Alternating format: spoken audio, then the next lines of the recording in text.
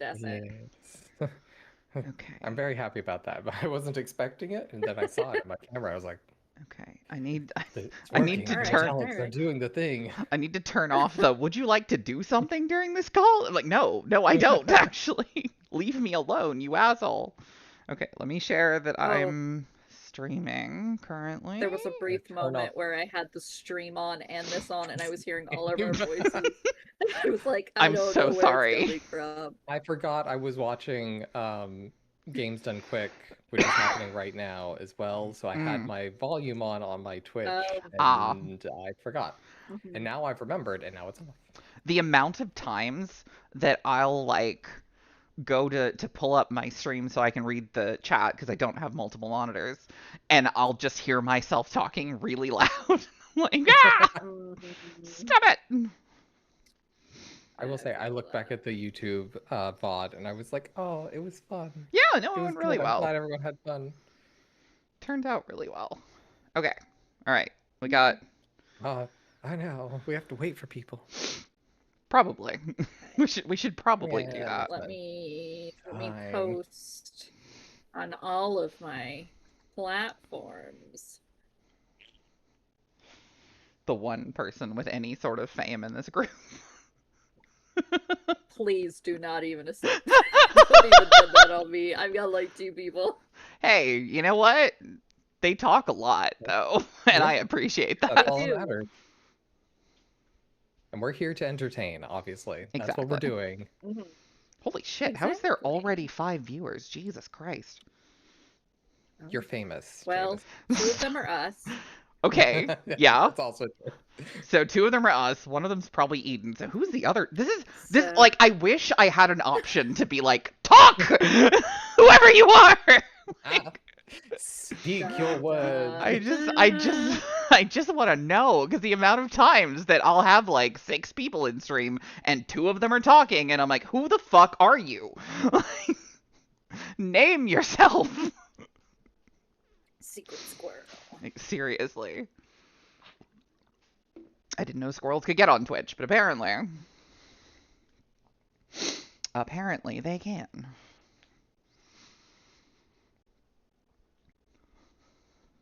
And I did test. It's not me. You just make up 3 more people. Well, see, I was thinking about that because like I have the Twitch pulled up on my like Twitch channel so I can see like all the behind the scenes stuff, and then I generally have it pulled up on my phone. But that doesn't count as viewers. I checked. Interesting. So I don't know how this works.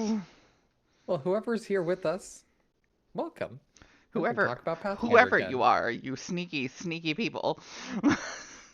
Feel free to put into the chat whether you like or hate Pathfinder. So or if you don't even know what it is and Art somehow ended up here with us. We exactly accept you regardless. You clicked a link and it sent you here. You clicked the link and now you have to accept the consequences. Please stay. We're gonna have a good time talking. Oh God, one of them already left. There's 4 now. So. Oh no.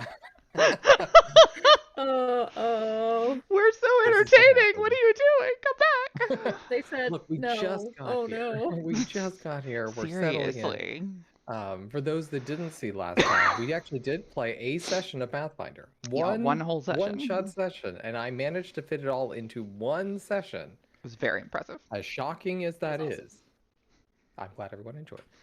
So for those that didn't, there's VODs, and it's also on YouTube. Yes. So please. I will. Would you like to plug yourself and all the cool things you're on? I will do a small addendum. There are not VODs. Okay, well, fine. For whatever reason, VODs only work for the last stream. So if you go to my VODs currently, you will see solo leveling, which has nothing to do with Pathfinder. But I do put everything on YouTube. I'm just Andrastasiers on everything. On YouTube and Twitch, and I have a Bluesky I don't use, so and also Discord. But yeah, so you could potentially go and see old playthrough. They are the most interesting thing on my channel, I will say. Even though weirdly enough, the Dune videos I did have the best views. So interesting. I didn't say a word. Apparently, I just need to shut up more because it's just me playing Dune with no commentary. So. Well, I don't know. I don't know. I don't know. Oh. But we're going to talk about Pathfinder, and it's going to be interesting. But do we want to get started now, I guess? Are we ready for this? I think so. Cinn, are you expecting people? I don't want to get started if people are coming and I don't think so. Okay, cool. Look, no worries. it's fine. People No, show up, they everyone don't from show up. D&D earlier today was like, I'm so tired. I was like, I get you. I get that. I get Yeah. that so hard. This one's just for Maybe us. they'll come to it. But yeah, this is for Exactly. us. This is for our chance. I'm glad for those that did come and watch the stream. Whoever Yes. you are. And what? Yes. I said whoever you are. I'm not getting over this anytime soon. We had people that We were did. watching Yes. play Yes. Pathfinder, and Chatty I people. was excited. I guess the first thing, as we kind of start into it, I'll go ahead and just for those that don't even know what Pathfinder is, do a little recap, and then we'll kind of talk about Pathfinder. We'll talk about what it is. We'll talk about some of the system, and then we'll really get into what you both thought about the system, things you liked, things you didn't like, places that could be improved, how it felt like for character creation and in the gameplay and the world and the setting. And then we'll kind of conclude it with a sort of like, would you Pathfinder again? Excellent.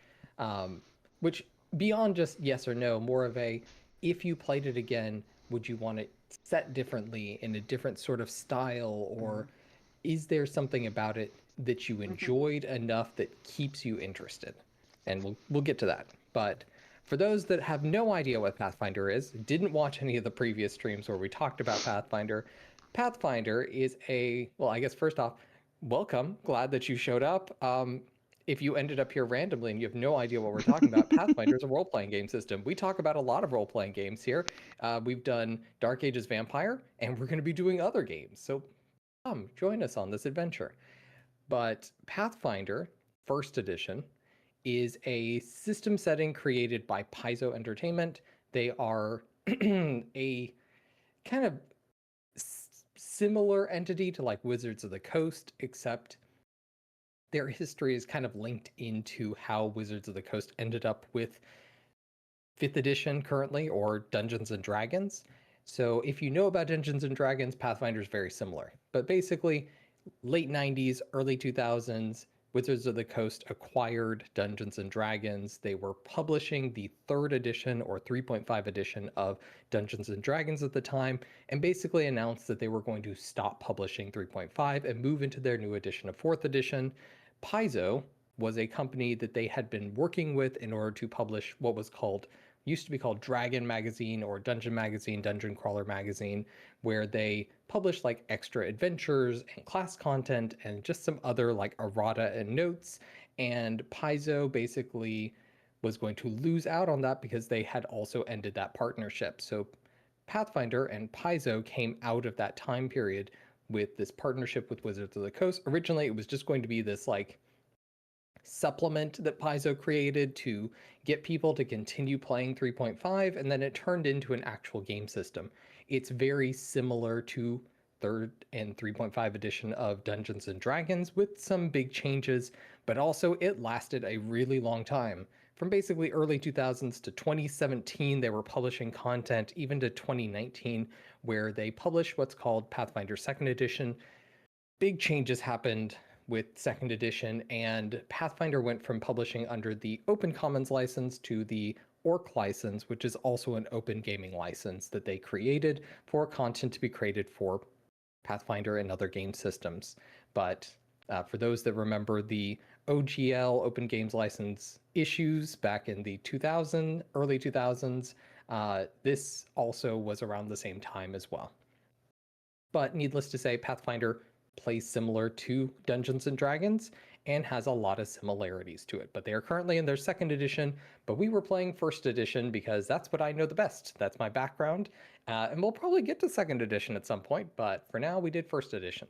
So kind of from here, I'm going to throw it over to both of you, since you were both subject to my torment of Pathfinder. What were your impressions about the game system, about the game itself? How did you interact with it? Did you have any issues with it? what are your kind of initial impressions? And then from there, we'll kind of get into like stats and numbers and talking about how things come to be. Who wants to go first?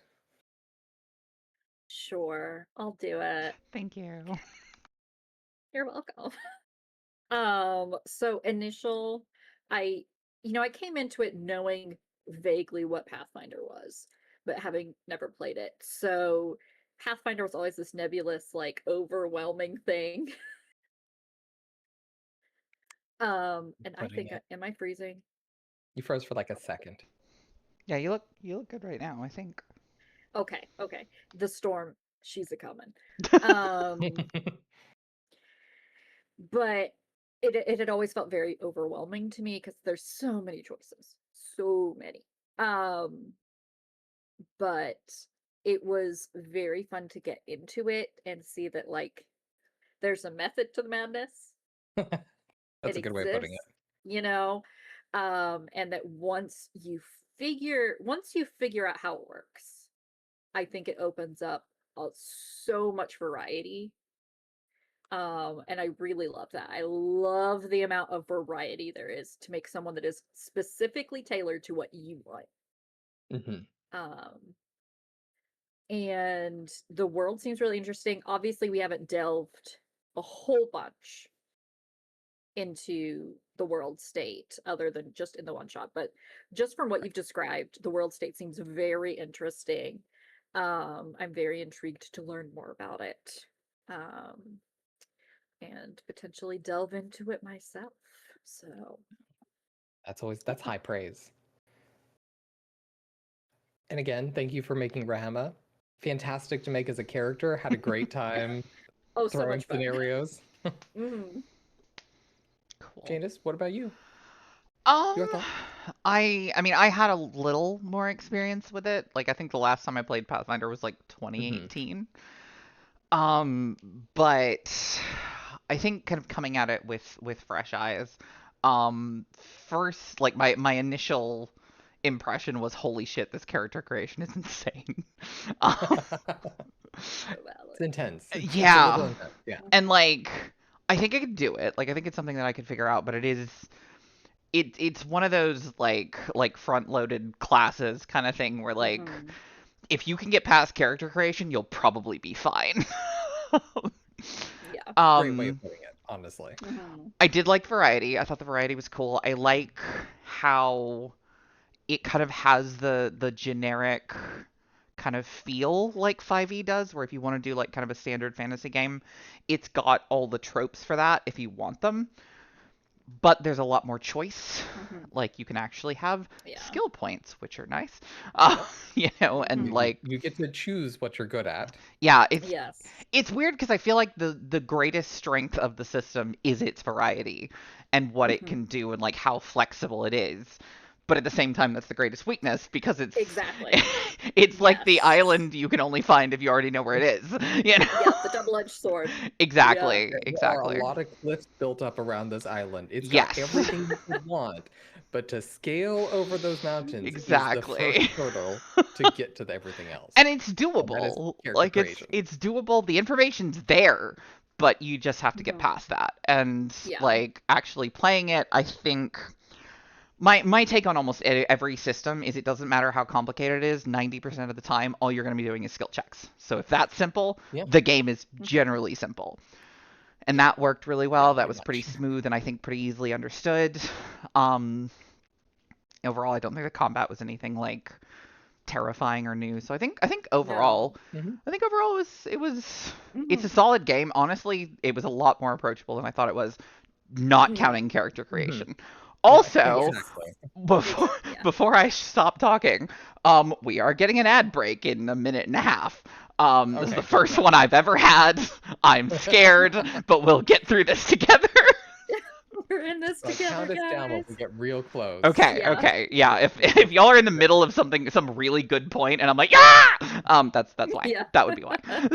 Keep your hands up, just yell at us. We'll pause. Exactly. So I'll jump into it this way. We'll talk a bit about how a character is created in Pathfinder, and it's going to be very extrapolated. But I feel like last time when we were putting characters together, I didn't talk a lot about stats aside from like generally how they get put together. Here we'll kind of give you a sense of what's happening in the math behind the scenes so that you have a sense, and also a couple of things that didn't come up in our game session that are core kind of features of the actual system that I didn't touch on just because of the current time period and what we were doing, and also just my GM style and what I prefer. Those are really only two particular mechanics that didn't really come up, and they are really interesting and really cool mechanics, but they just weren't really necessary to what we were doing. But first off, at its base, and I know we're going to get an ad break here pretty shortly, but the main part about Pathfinder is it is a class-based system, meaning you have a class, it gives you a lot of your core stats, a lot of your core mechanics, and then on top of that, you have your race, whatever your ancestry is for your character. And Pathfinder basically starts with your race or ancestry determines some of your ability scores. We chose the option, the homebrew option, which is where you just choose your ability scores, which I think is the best option, has always been the case in Pathfinder. But if you read the old book systems, they will say, oh, you're an elf, you get a bonus to this and this ability score and a negative to this ability score. But the option has always been you can choose to make it customized. You don't have to go with what it has. So that's always been the case, and that's what we went with. Ability scores are your core stats. For those that were here with us for Dragon Age, for Dark Ages Vampire, you also have basic ability scores, and you have 6 of them. That's Strength, Dex, Con. Those are your kind of physical stats, and then Int, Wisdom, and Charisma are your mental stats. They all have specific uses. Some are more priority than others, depending on your character type, and so those are the kind of core concepts for your character. From there, you have your class. Your class is what you're good at. All the cool things that you've got. It gives you your skill points that you get per level, your base attack bonus, which is like proficiency bonus in 5th edition. It's a number that increases over time, gives you more attacks per round, and affects a couple other things. If you have spells, it determines how many spells you get. You also get your class-specific abilities, and it gives you the option for archetypes. So lots of things fit under your class, lots of things fit under your race and your ability scores, and then everything derives out from there. So everything we're going to talk about from here is basically just where these numbers come from. So I mentioned base attack bonus, and I'm going to talk about that for a moment, and then we're going to talk about skills, because those are kind of two things that I didn't really get into at character creation, because they are the place where a lot of people get lost in the numbers. Your base attack bonus is a number that increases over level and is dependent on your class. Some classes have what's called a full base attack bonus, which means it goes up by 1 every level. Some have a half base attack bonus, which means it goes up every other level. And there's also what's called a 2/3 base attack bonus, which is where it goes up every 3 levels. Or a 1/3 base attack bonus, it goes up every 3rd level. So it takes a lot longer for those. But those are characters that aren't supposed to get a lot of attacks because you're a caster. So Pathfinder has kind of this mixed system where you're more physical focused, you get a lot of attacks. You're not physically focused, you get fewer attacks. Makes a lot of sense for the way it works, but that's a holdover from 3.5. It's not exactly new for Pathfinder. I talk about it because we're going to talk about that base attack bonus in a moment, about where that fits into combat. The other side is skills. Okay, how close are we on this ad? I feel like it should have gone by now, right? Did it? It might have. Maybe. I don't know. Maybe. I haven't seen anything on my showed up on mine either. Yeah, that I have over here. Well, Cinn, you wouldn't, because you're a subscriber. Oh, okay. So that's right. Yeah, I don't well... I don't know. I guess it happened. Well, if it did happen, great. Okay, ad happened. If not, we're all back anyway. Yeah. So we're here. Like I definitely got a countdown, so I don't know. I guess let's just keep going. We'll see if something happens. Okay, well, what happened?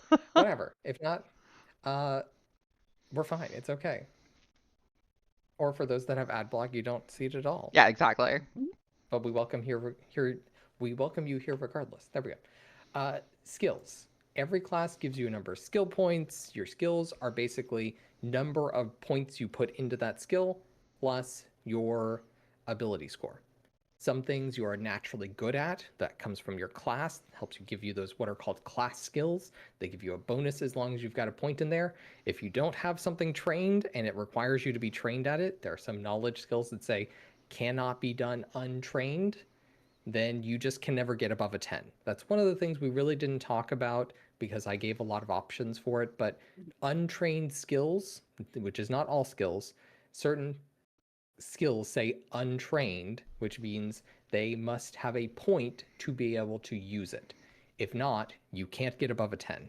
It's basically the idea of if you've never been taught about nobles, why would you ever be so lucky to know about nobles? That's basically the concept they have in Pathfinder. The other side of skills we never got to is a system that is really cool in Pathfinder, but we didn't have the reason to use it. So it is a particular rule called take a 10 or take a 20. And it didn't come up because the whole point is you can only really use it if you're not in a stressful situation, meaning there's no combat, there's no conflict, there's no driving drama or something moving the plot forward. It's basically in a point or a period in the session where there is nothing that would put a constraint on you in terms of the time you have to take a 10 or a 20. And that means instead of rolling the d20, you just take that number. Now, taking a 10 takes usually an extended about 10 times as long. So if you're doing something that would take an action, instead it takes you a minute. And it's just assuming, law of averages, you would get a 10. And it's kind of just nice where it's like, I know I'm good at this thing. I don't want to roll and accidentally get a 1 for no reason. So I'm just going to take a 10. It can only happen outside of like really stressful or dramatic time periods, but it's a really cool feature. Now, the other option is taking a 20, which is to say, the law of averages, you will eventually roll a 20 on a d20. If you take 20 times as long to do something, then you would just get a 20 at some point in that time period, and you can just assume you got a 20 on your roll. Mm-hmm. It's a really cool rule. It comes with some pitfalls, which is the DM has to know that the idea here is that people are basically trying something until they either succeed or fail. You can only take a 20 or take a 10 if there's no fail mechanic. So if it's someone like picking a lock, you wouldn't give them the chance to take a 10 or a 20 because failure could be something detrimental, like the lock breaks or you lose some pick lock or your lock picks or whatever. So you can't do it in situations where it wouldn't make sense. But beyond that, as long as the players have time, there's no detriments, taking a 10 or taking a 20 is a really cool rule that I feel like doesn't really come up as much for modern day systems. Instead, you either see mechanics that basically say, if the player doesn't need to roll, they don't need to roll. And I'm like, I can see it both ways, but I wanted to bring it up because it's something we didn't run into, but I feel like is kind of a cool rule.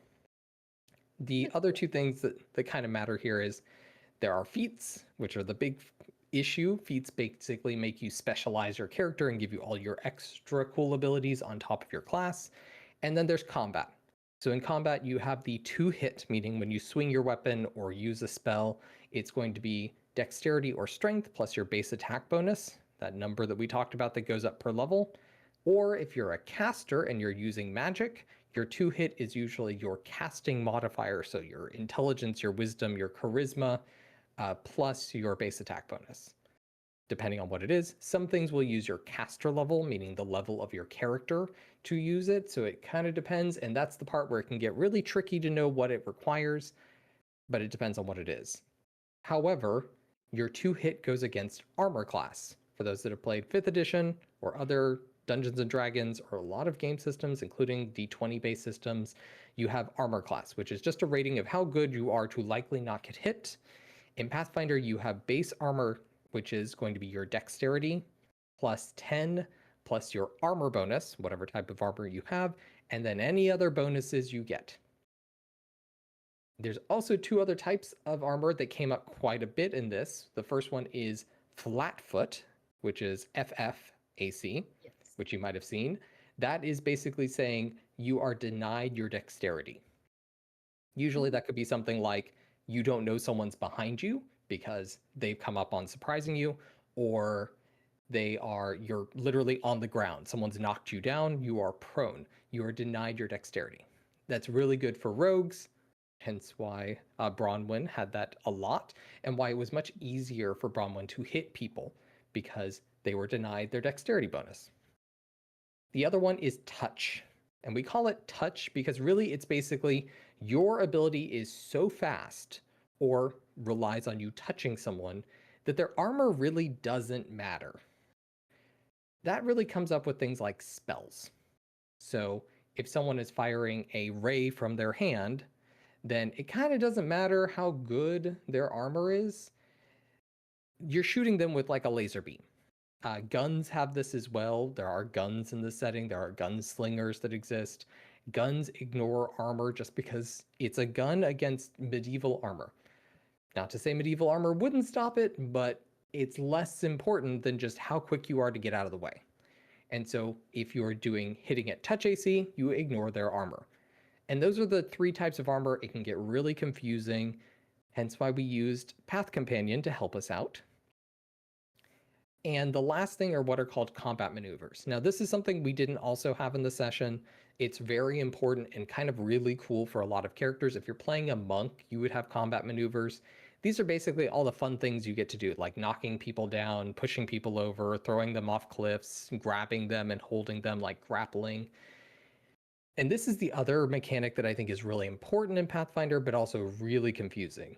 Because not only do you have armor, you have combat maneuvers, which also have their own 2-hit and their own armor class, which is why it really didn't come up in the session, and it can feel really confusing. The combat maneuvers are basically 2-hit is basically just your basic attack bonus, your dexterity, and any other bonuses you have. So it's basically the same as your 2-hit bonus. It just doesn't really change as much. So if you don't really get a bonus from a weapon. But you also have a combat maneuver defense, which is basically the same calculation as armor class. You just have fewer things, like you don't have armor added to it. It's just your base attack bonus, your dexterity usually, sometimes your strength, and then any other bonuses you have. And all that means is if someone's coming to grapple you, how good are you at avoiding being grappled? Gotcha. So that's the one you would use against their grapple. Okay. Exactly. And sometimes you get special bonuses like, hey, if you're flying, it's really hard to knock you prone because you're literally in the air. Or if you're a horse, it's really hard to be knocked prone, be tripped, because you've got a lot of legs there. There's a lot of creatures like that that have natural bonuses. It didn't really come up in the session just because it wasn't necessary. And for those that are wondering, you can just make that a 2-hit against armor class if you just didn't want to do combat maneuver. Just saying, it's an option. But that's all of the stats. That's how Pathfinder works. All of those things run into each other. Base attack bonus runs into a lot of your statistics. You also have saving throws. You have 3 of them.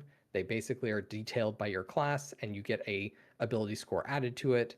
A lot of spells have saving throws. We did have that come up in terms of suffocation, which was a failure from Rahema and was a really dramatic effect. So that can happen. And Pathfinder allows you to really build your character. Now, one last thing before I let you all go loose on how good or how bad the system is, I do want to detail the fact that we used Path Companion, which is a tool for people that want to make a character but don't want to just look at the Pathfinder books and make a character that way. It's one tool, and it does fix a lot of the problems with making a character because it's very overwhelming. It has a lot of things preloaded into it, including the class options, how many skills you get per level, what your base attack bonus is at each level, all of these natural things that you then don't have to keep track of. But if you don't want to use it, there are character sheets out there, just tons of them, including fillable character sheets if you just don't want to worry about some of the math, but want to keep a little bit more handwriting involved. From there, we're going to talk about character creation. So we talked about this a little bit in your first impressions, but character creation, however you want to go about it, what did you think about how Pathfinder led you through character creation? What was hard, or what would you have a difficulty with if you were doing it yourself?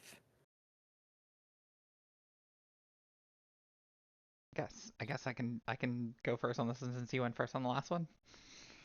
There you go. Okay. Feats. Feats. Yeah. Yeah, because like there are a lot of like when you first start, there are a lot of races, but like most games have a lot of those options. There are a lot of classes. Some games have a lot of those options.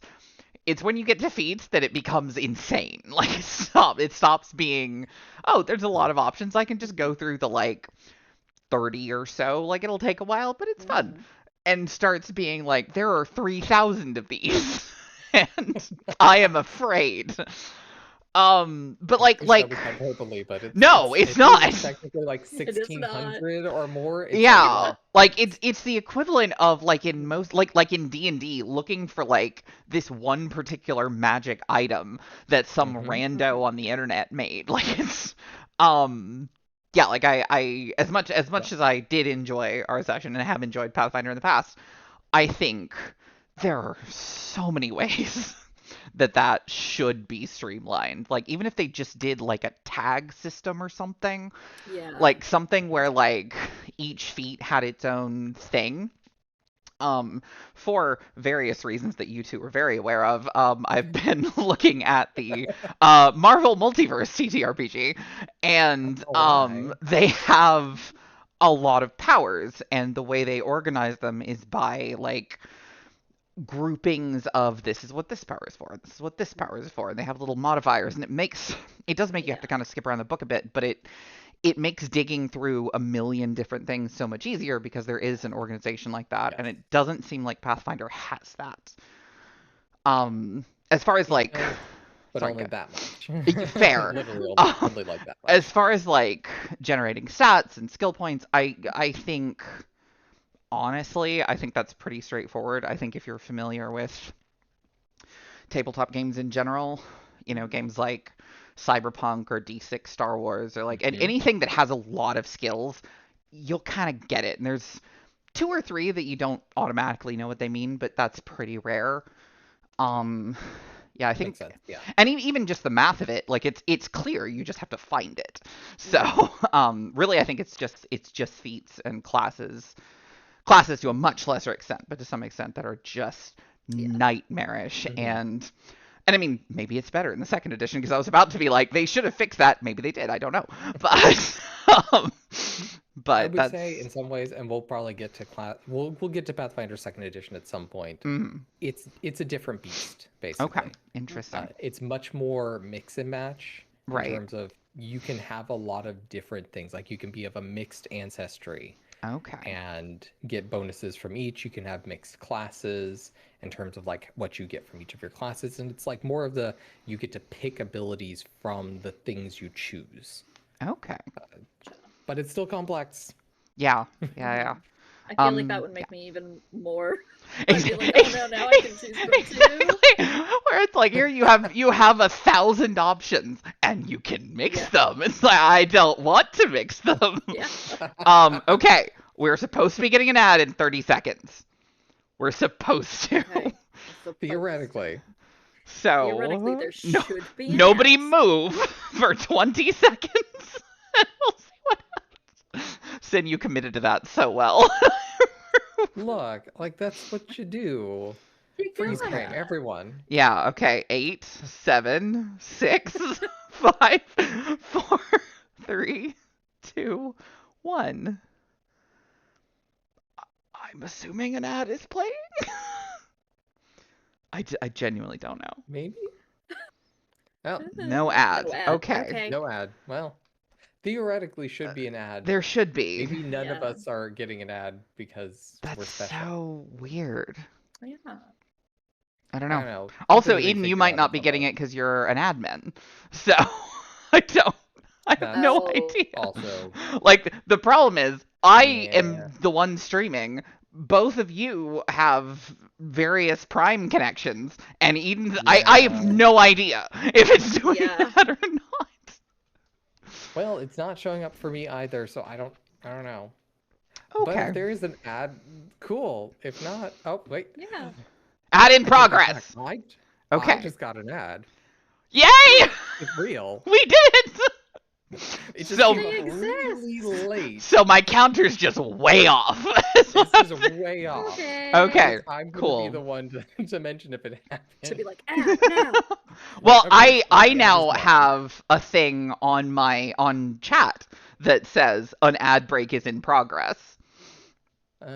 So yeah. Okay. Well, it was really delayed, but it did happen. Yeah. And the nice thing is it won't show up in the VOD because my VOD's just like I'm recording that, so. Which is cool. Anyways, so I guess everyone that had that really short 12-second ad. According to this, it's still going. Oh. So something else might pop up in a bit. So let's just give it like 30 more seconds. I'm sorry. I told you this would be an experience. So. We're all getting used to it. We're having a good time. We're learning the system. Exactly. See, now I'm worried that it's going to be like... See, this is another system we're learning. Exactly. This is how this works. Now I'm worried everyone to Twitch Ads 101. Yes. Where we also learn what they are. Exactly. Everyone's least favorite game. Yeah. Your ad break has ended. Your community is back. Okay. That's what it says. Okay, we're here. We should have another 15 minutes. So... Okay, let's speed run through everything. Okay. Talk faster. So we've got feats. Huge area of concern. Yes. Obviously, I completely agree. I'm not even going to discount it. It was one of the things we brought up really early on. Yeah. This is going to be a problem regardless. Because you just have way too many options. And they do have that much of an organization system.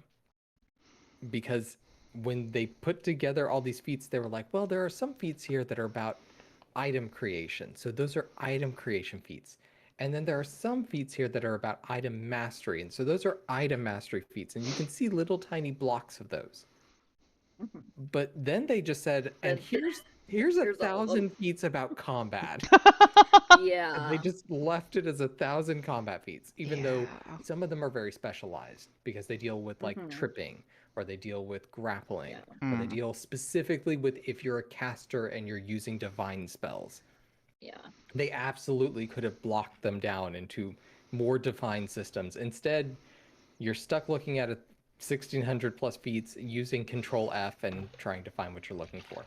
Yeah, for sure. And that definitely was very overwhelming. Just when I was like looking at it, when you had certain ones that you're like, hey, this is gonna help, which was wonderful. Because if I didn't have that, just staring, I'd still be making Rema. Like, completely understand. Path Companion, I think, was wonderful because if we hadn't had Path Companion, I'm one of those people that I have to like actively do it in order to understand how it works. So if I was just like reading the book, it's going in, it's there for a second, and it's gone. Yeah. So so I think Path Companion really helped me see like, oh, this is where this goes. This is how this works. Once you get past like, okay, now I've figured out the mechanics here. Other than feats, it was all great. But feats, man, they really need to do something about that. Feats are a bitch. And I love feats for what they do, because for sure, they give you some really cool things you can do. The ability for Rahema to do the giant chain whip attack, that's a feat.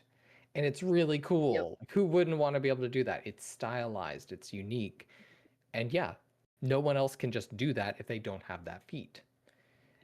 Some feats, however, are really underpowered and don't have a reason to exist. Yeah, when I was just going through them, I was like, oh, why would I want that? No. Yeah. Well, and yet some of them are required for other abilities. I was going to say, isn't it a thing that, like, a lot of, like, the more powerful feats, you have to take, like, 6 feats just to get to those feats? Yeah, to get them. Yeah. We didn't have this come up because a lot of my homebrew rules tend to be there are some like core feats that are required early on that I personally don't believe should be required. I get why they're there, but the feat chains, as they get called, because you have to have like all these feats to have them, are honestly really debilitating. Because there's a couple of them where you have to have the feat, which is called dodge. Dodge is fine. It gives you a +1 to your armor class. That's not bad. It's even a stacking +1. So if you had it from other sources, it's more armor. That's nice. But it's required for a lot of other feats. On top of that, you're usually required to have one called combat reflexes. Combat reflexes is a cool feat. It allows you to do more attacks of opportunity every round. So, like if multiple people are running past you, you get multiple attacks of opportunity when a normal character gets one, just one. But it's required for a lot of things that let you do cool abilities. So, like someone's running past you, you can do this cool trip ability, knocking them to the ground. And if they hit the ground, you can then stomp on their head, basically. But you have to have combat reflexes first. And that's an extra feat. And we oftentimes call it the feat tax because you're required to have it just to do the cool thing you wanted to do. And it makes it feel like, well, but I'm never using it. So what does it matter? And so I oftentimes homebrew away from having the feat tax and just kind of not agreeing with it. If you're a rules as written person, meaning you go with whatever Pathfinder has in the system settings, you're going to want to include those just because they are required by the rules as written. Personally, you can homebrew away from it if you want. Rules definitely imply you should have all these feats, but do what you want. This is your own game. If you play Pathfinder, no one's going to be able to stop you. Just saying. Nope. Exactly. But I completely agree. Feats are really difficult to parse through. Even if it's something where you're like, I really want to do this cool thing, there's got to be a feat for it, because there probably is. Just finding the one feat in the mountain haystack it's a lot. Yeah. Okay. Character creation. Any other question? Any other ideas? Anything you want to bring up about how you felt about making your character? I think so. Okay. I hear silence, so we'll move on. Which is going to be, we're going to talk about gameplay. So we're going to kind of go back to being in the session and using your character. How did you feel about both taking the concept of your character, putting it into the actual mechanics, and then playing your character? Like, how did that come across in the session? Was there anything where the rules didn't match up with what you were expecting? Or were there any instances in the actual gameplay where you're like, I should be able to do this, but mathematically it just didn't work out? I don't think so. I think we had streamlined them enough. That we were like, no, this is what you want to do. We've got you. You can do this. That's kind of the point, yeah. Yeah, like I never felt limited with the combat, like the different steps we had and anyone who plays a game similar to Pathfinder or Dungeons and Dragons, you know the setup of like action, bonus action, reaction, even though they have different names. And so once you know how that system works, you can you can streamline your combat pretty easy. And they made it very, I mean, everything in Path Companion made it very easy to follow along with that and find where each of your abilities were, where they fit in. And I got to do what I wanted to do. I didn't feel any limitations there. Mm-hmm. I didn't ask to do anything insane, so maybe that's why, but You say that. You had a lot of ideas for Rahema, and I guess ultimately, so, does it feel like you made the character you were trying to envision? yeah, like, and I think in my mind, initially, I had envisioned something slightly different.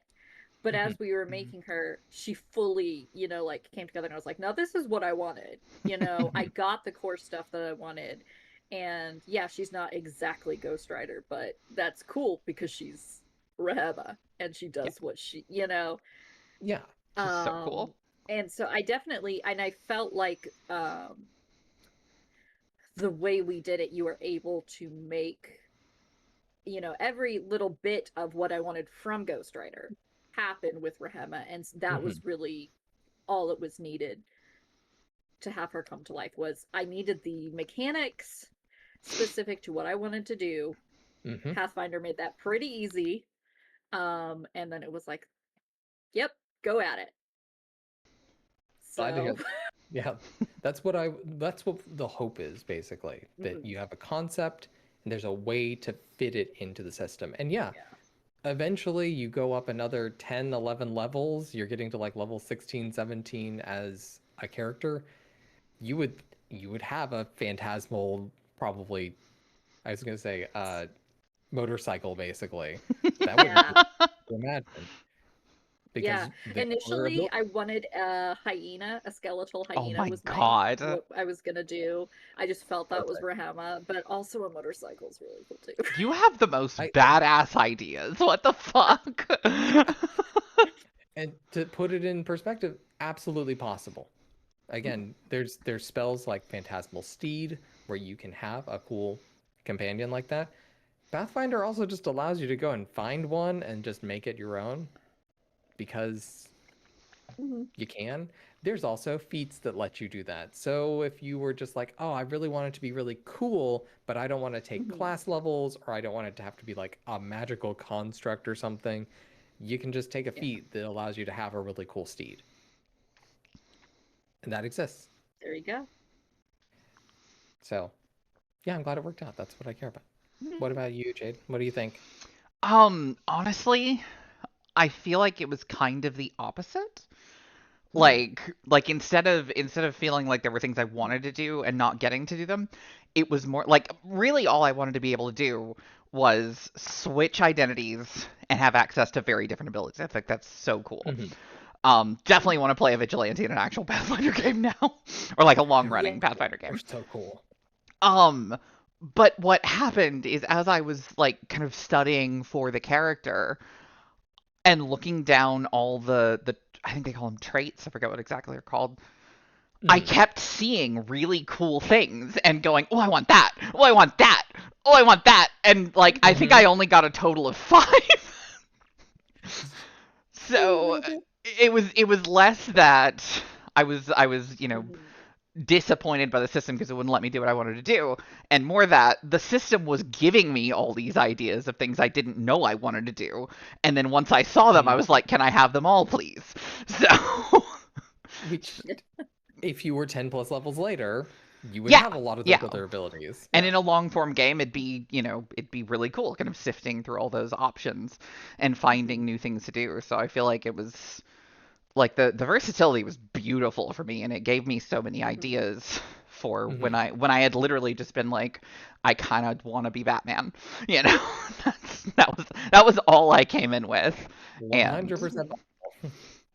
Yeah, so no, I had no issues with the system as far as like freedom and ability to kind of do what I wanted went. I will also say, we have been asked by chat for you to tell the Miriam rolling acid orb lol. If you could tell that story. Wait, which one? Are we talking about the werewolves and the orb? Because that was also a good one. It's a little bit of a delay. A delay, because that was also that was just a plain water orb. Okay, I'll start with that one. You might have to remind me about the acid orb because it's been a while, but we were in a combat against some werewolves. This was in a similar campaign system to what we were actually running, which is the Carrion Crown Adventure. There were a lot of werewolves coming at us, and our summoner character, Miriam, cast... was it Miriam or was it me? Either way, it was a great spell. Orb of Water, which is just a roiling orb of water, and it picked them up. And the werewolves, you can just keep moving the orb, and it lasts a really long time. And they kept failing their dexterity save, and they just were stuck in the water. And they got so far out of combat, we just kind of said, like, well, they're gone now. They're gone. We just watched them sail off into the sunset in an orb of water. And we're like, you know what? I think they just live there now. We're never going to see them again. And it was so good. It was. I don't think they live there now. think they died there now, and they're just there. You're just gone. I think most werewolves do need to breathe, actually. You know, well, we made a joke that maybe they would come up for air, play like a hand of cards, and then like go back down. You know, they're fine. They have an infinite amount of water at least, so it's okay. Oh my god. Yeah. Maybe That's like all a you need bird to live. falls in, they get some food. It'll be okay. They'll be fine wherever they are. Just saying, Pathfinder can lead to some funny shenanigans. But yes, there was also, I thought this was like in a dungeon where we were fighting a whole bunch of lower level enemies, and Miriam also cast an orb of water and threw a vial of acid in there. And we weren't sure whether it would interact because like the orb of water is technically like a portal to the realm of water. What And the we were fuck? like, okay, well, but these were like undead and we were trying to deal with them and none of us were able to do anything. So Miriam threw a bottle of acid in there and it exploded and we were all just like, I don't know what's going to do. And our dungeon master decided, you know what? Now it is an acid orb and it's just going to have a nice little path of acid through all of them. It saved us because we were backed into a corner and not doing very well. So survival was great. But just saying, Pathfinder allows, yeah, Pathfinder allows for a lot of like interpretive choices because there's nothing that says like, oh, it would become an acid orb, but it was thematically really cool.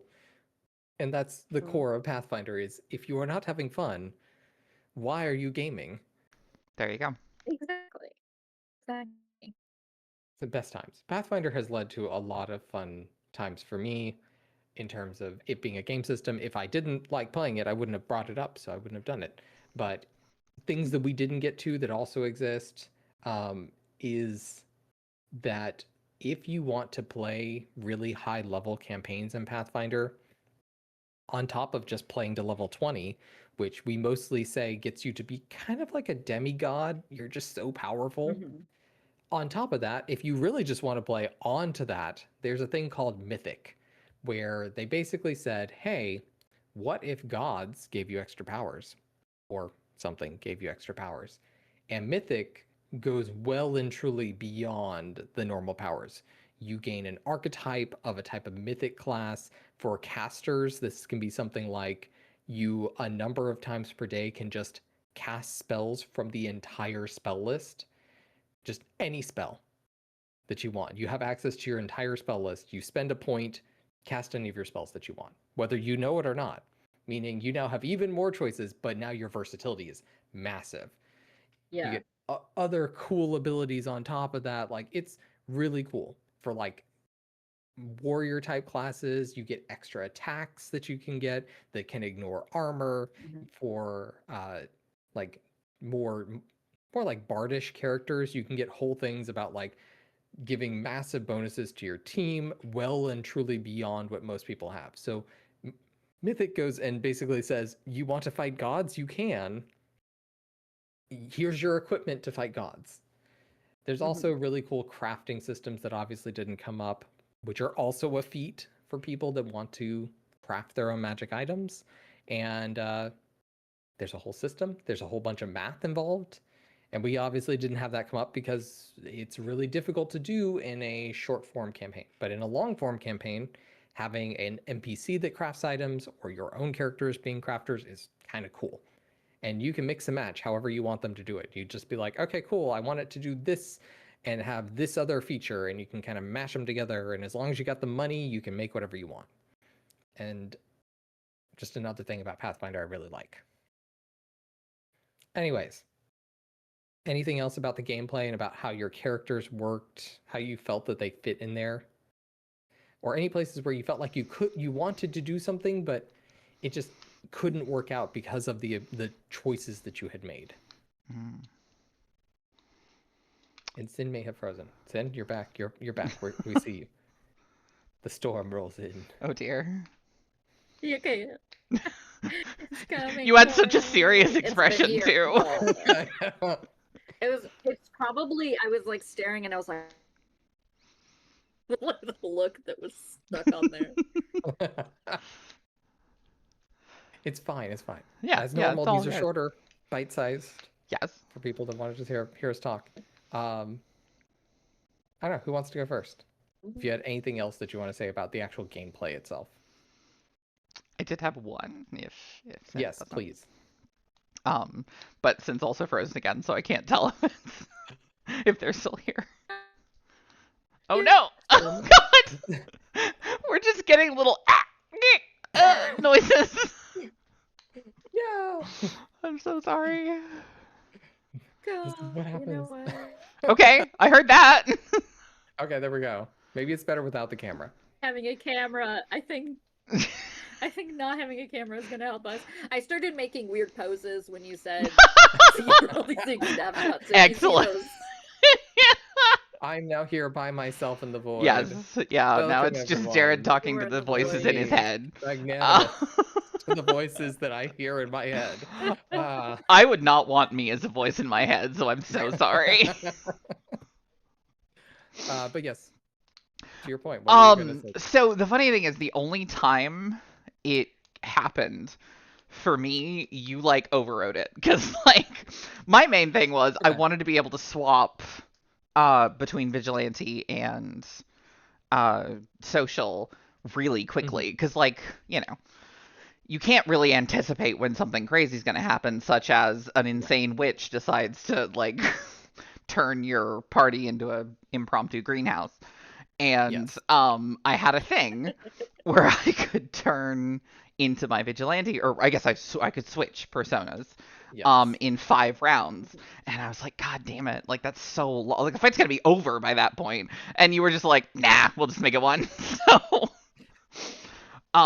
because also rule of fun is kind of more important. Exactly. Again, though, the opposite did happen, because it had not occurred to me that because I was wearing a hat of disguise, I could become anyone. Like, I was very like invested in, okay, I have the social persona who has like this whole backstory and everything, and this personality, and then the vigilante, which has this other personality.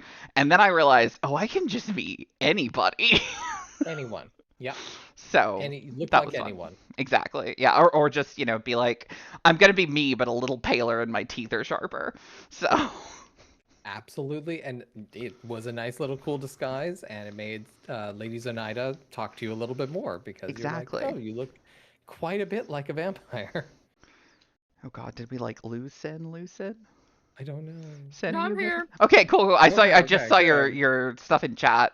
So I'm eating a chocolate covered peanut butter ball. Don't mind me. You know, now I'm jealous. Was that just your storm reward? As soon as the storm kicks, as soon as the storm fucks your internet, you're like, this is for me. Chocolate covered peanut butter ball. I love that. Everything. I fucking love that. No, I would agree. I mean, I homebrew a lot in Pathfinder, and I feel like that comes with the fact that I see Ad has been playing. Ad has started. Shit. Okay. Fuck. Whoops. It didn't tell you, but since I have the stream open, I can see. Oh, nice. Yeah. The thing is, it did happen, but I was like, okay, I don't know when it's actually gonna start, so I didn't say anything, because I'm just gonna rely on you, Jared, if that's okay. Okay, well, I'm back from the ad, so I'm gonna assume. So it looks like, and I could be wrong, but it looks like the way it's doing it is, at least with the settings as they are now, and I might change them before my next stream, every 18-ish minutes, it blocks out like a minute and a half for ads, if there are ads to run. So, like, it says the ad break is still going. I'm assuming it's not still going specifically because there aren't ads for me to run currently. That would make sense. I think I might understand how this works. Like I said, this was Twitch Ads 101. We've learned some things today. Exactly. I see us back, though, so we'll keep going. Cool. Yeah, let's keep going. But yeah, this is the case for any game system. The longer you've been playing a game system, the more familiar you are with the mechanics, the less bound within the rules you feel like you have to do. If you go online and you're like, oh, I really want to make this cool character, but like I looked at the rules in the book and it said I had to have 300 feats to get it, and I'm never going to get that until I get to like level 19.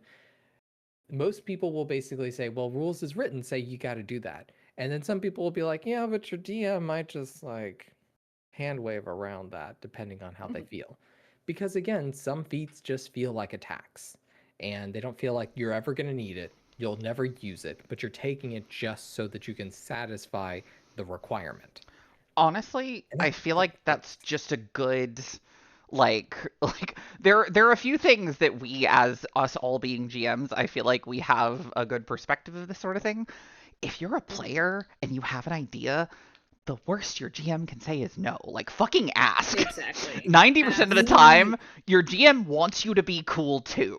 So if you have ask and you shall usually receive. Exactly. Like, if you have a really cool idea, 90% of the time they're gonna go, I will make it work. So just... Which is to say, players out there, advocate for yourself. Just absolutely. Like, really, yeah. really want this thing, and then your DM will find a way to work with you. Yeah. Or at least come close to it. So exactly. That's all you can ask. If you never ask, your DM will never. You definitely can't get it. Exactly. Yeah. Sorry, I just wanted to. I was like, I think that's something more players need to hear. So.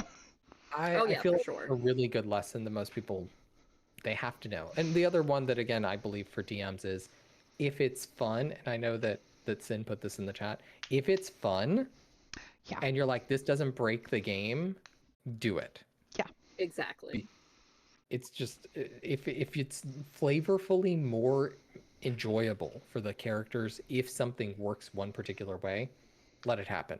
As long as it doesn't break your game so intensely that you're like, oh no, now nothing will be a challenge because I've allowed my players this one thing. Yeah. Still have a little that almost foresight. happened to me.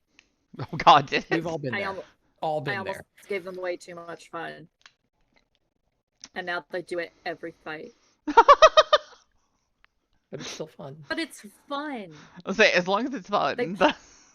Yeah. They polymorph one of their people into a dragon turtle, and then the bard sticks Tiny Hut on top. Oh my God.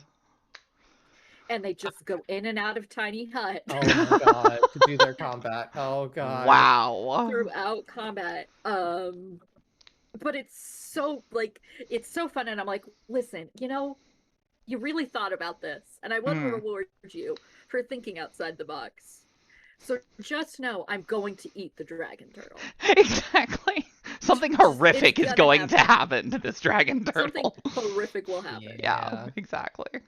Oh my God. Yeah. That's a cool idea, though. Like there are limitations you can throw in, like this really gets into rules. Exactly. Like Tiny Hut technically has a limitation of up to 1 minute for casting time, so like you couldn't do it if you were starting combat. So as a DM you could just surprise the party every so often. But here's the other thing that I feel like comes along with this. Let's say the party comes up with a really cool combination for themselves. Like this is their foolproof plan of how they're going to get through any combat. Don't spend your time as a DM finding ways to just foil the players. Exactly. Yeah. Just they will hate you for it and will not have fun because you have ruined the fun they have had. Now, if it is an actual issue where like you're sitting there going, I don't feel enjoyment playing this game because my players are just now min-maxed. Yeah. Sit down with the party and talk with them. Yeah, like just you're like, I'm having this issue. You're the GM. You can win. Like whatever. Yeah. Like if you think it's a combat between you and your players, you can literally make every person in the world attack your players. What are you doing? Suddenly they walk into a town, everyone there is level 20 maxed out. Exactly. And they attack your party like a Skyrim NPC. Yeah. And your party's like, why is everyone attacking us? And you can just turn to them and be like, yeah, they heard about what you did in the last town, and they decided no one wants to deal with you anymore. All the shops are closed. If anyone does sell you anything, it's like 10 times the cost. Like, you can do anything. Yeah. But is that fun for anyone? Yeah. That's the problem. GMing is not a position for power trippers. Like, it's not. It does not work well. And, like, I feel like so many people see it as, like, adversarial. Like, it's the GM versus the players. Yeah. And it's not. It's you guys are together making a fun story. Exactly. Like, the GM doesn't lose when the evil guy Yeah. Like, this is our story. Exactly. Yeah. Cool. I'm So- glad we're all on the same. I figured we were all on the same page because I've now been in games run by both of you, and they're wonderful. So yeah, cool. Just these are good advice tips for people that may never have thought about it that way. Yeah. And Yeah. it all comes down to, as a GM, you could do anything. Mm. But ultimately, your role is a storyteller. You want to be there to tell a fun story, and if you're not having fun and the players aren't having fun, why are you even doing this at all? So err on the side of fun, even if it breaks a little bit of the rules, as long as it doesn't break your game. Mm-hmm. And if something does break it to the point where you're like, I'm not having fun anymore making this and running it with you, just sit down with the table and say, hey, I'm not having fun. Here's my problem, and see if the table will work with you. Yeah. And the players may do the same thing for you, being like, we're not having fun because this mechanic is causing us problems. What can we do about it? Be open to working with the players. Yeah, like you're supposed to be friends. Yeah, what are you communication doing? is so important. Yeah. Yeah, and I feel like it isn't communicated a lot. Like the GM and the players both being like, yes, we are both having fun. Yeah. That's the point, is to have fun. Mm. Just and like, and that was fun. With this giant beast, and it like swallowed the dragon turtle from underneath, and all the players were like, oh shit, what do we do now? And they were having fun because they were like, ooh, we have a problem. Well, this is crazy. And also they swallowed one of our barbarians. Oh god. Yeah, they turned the barbarian into the dragon. Oh. Yeah. The best time for a barbarian. Exactly. Just get inside the monster. Barbarian was living, living their best life. And like, and that's the thing. If there's something if there's a mechanic that the players are like, hey, this is making it not fun for me, go, okay, let's talk about it, let's fix it. Same thing with the GM. If you're like, hey, you guys always doing this doesn't make it that fun for me in combat situations. Be like, okay, hey, how can we fix this? And if they're not willing to fix it, those are not the people you want to be playing tabletop with. Exactly. And I think more people should be willing to go, you are not the players for me. Like, that's fine. Yeah. Doesn't mean you can't be friends. It doesn't mean you're bad people. Exactly. It just means you have a storytelling style and they have a play style that do not gel. That are not the same. Yeah. Yeah. Honestly, the only thing this conversation is doing is I'm like, we should just do like a GM tip stream. Yeah. Because we've all been doing this for a while now. For those that are out there and wondering, are there any good places to find out about good GM tips? We're happy to do it as well from our myriad of experiences. Yeah. Exactly. But there are also a lot of good GMs out there on the internet who have already done some of this legwork. Yeah. Hearkening to a video on YouTube, Matt Colville did a video about types of players and basically talked about the types of players both that you'd want at the table and don't want at the table. And I feel like that's really good for a GM that's like, I just want to understand what sort of players I have here and maybe why they're either having fun or not having fun. And also the type of play style I have as a GM, because he also did a video about that, about like what sort of DM are you, and helping to identify what you like running helps you identify the players that you'll enjoy having. Yeah. But also, like, also watch if we do one. please pay closer attention to what we do. I mean, just that's all you have to do. Because there's 3 of us, and we're very charming. So, anyway, even I'm sorry. You can't see. We are so charming. I promise this isn't just Jared doing ventriloquism. It's me and my 3 voices that I'm doing. You just can't see. Every time someone else talks, I just put my hand over my mouth. So talented. I'm so talented.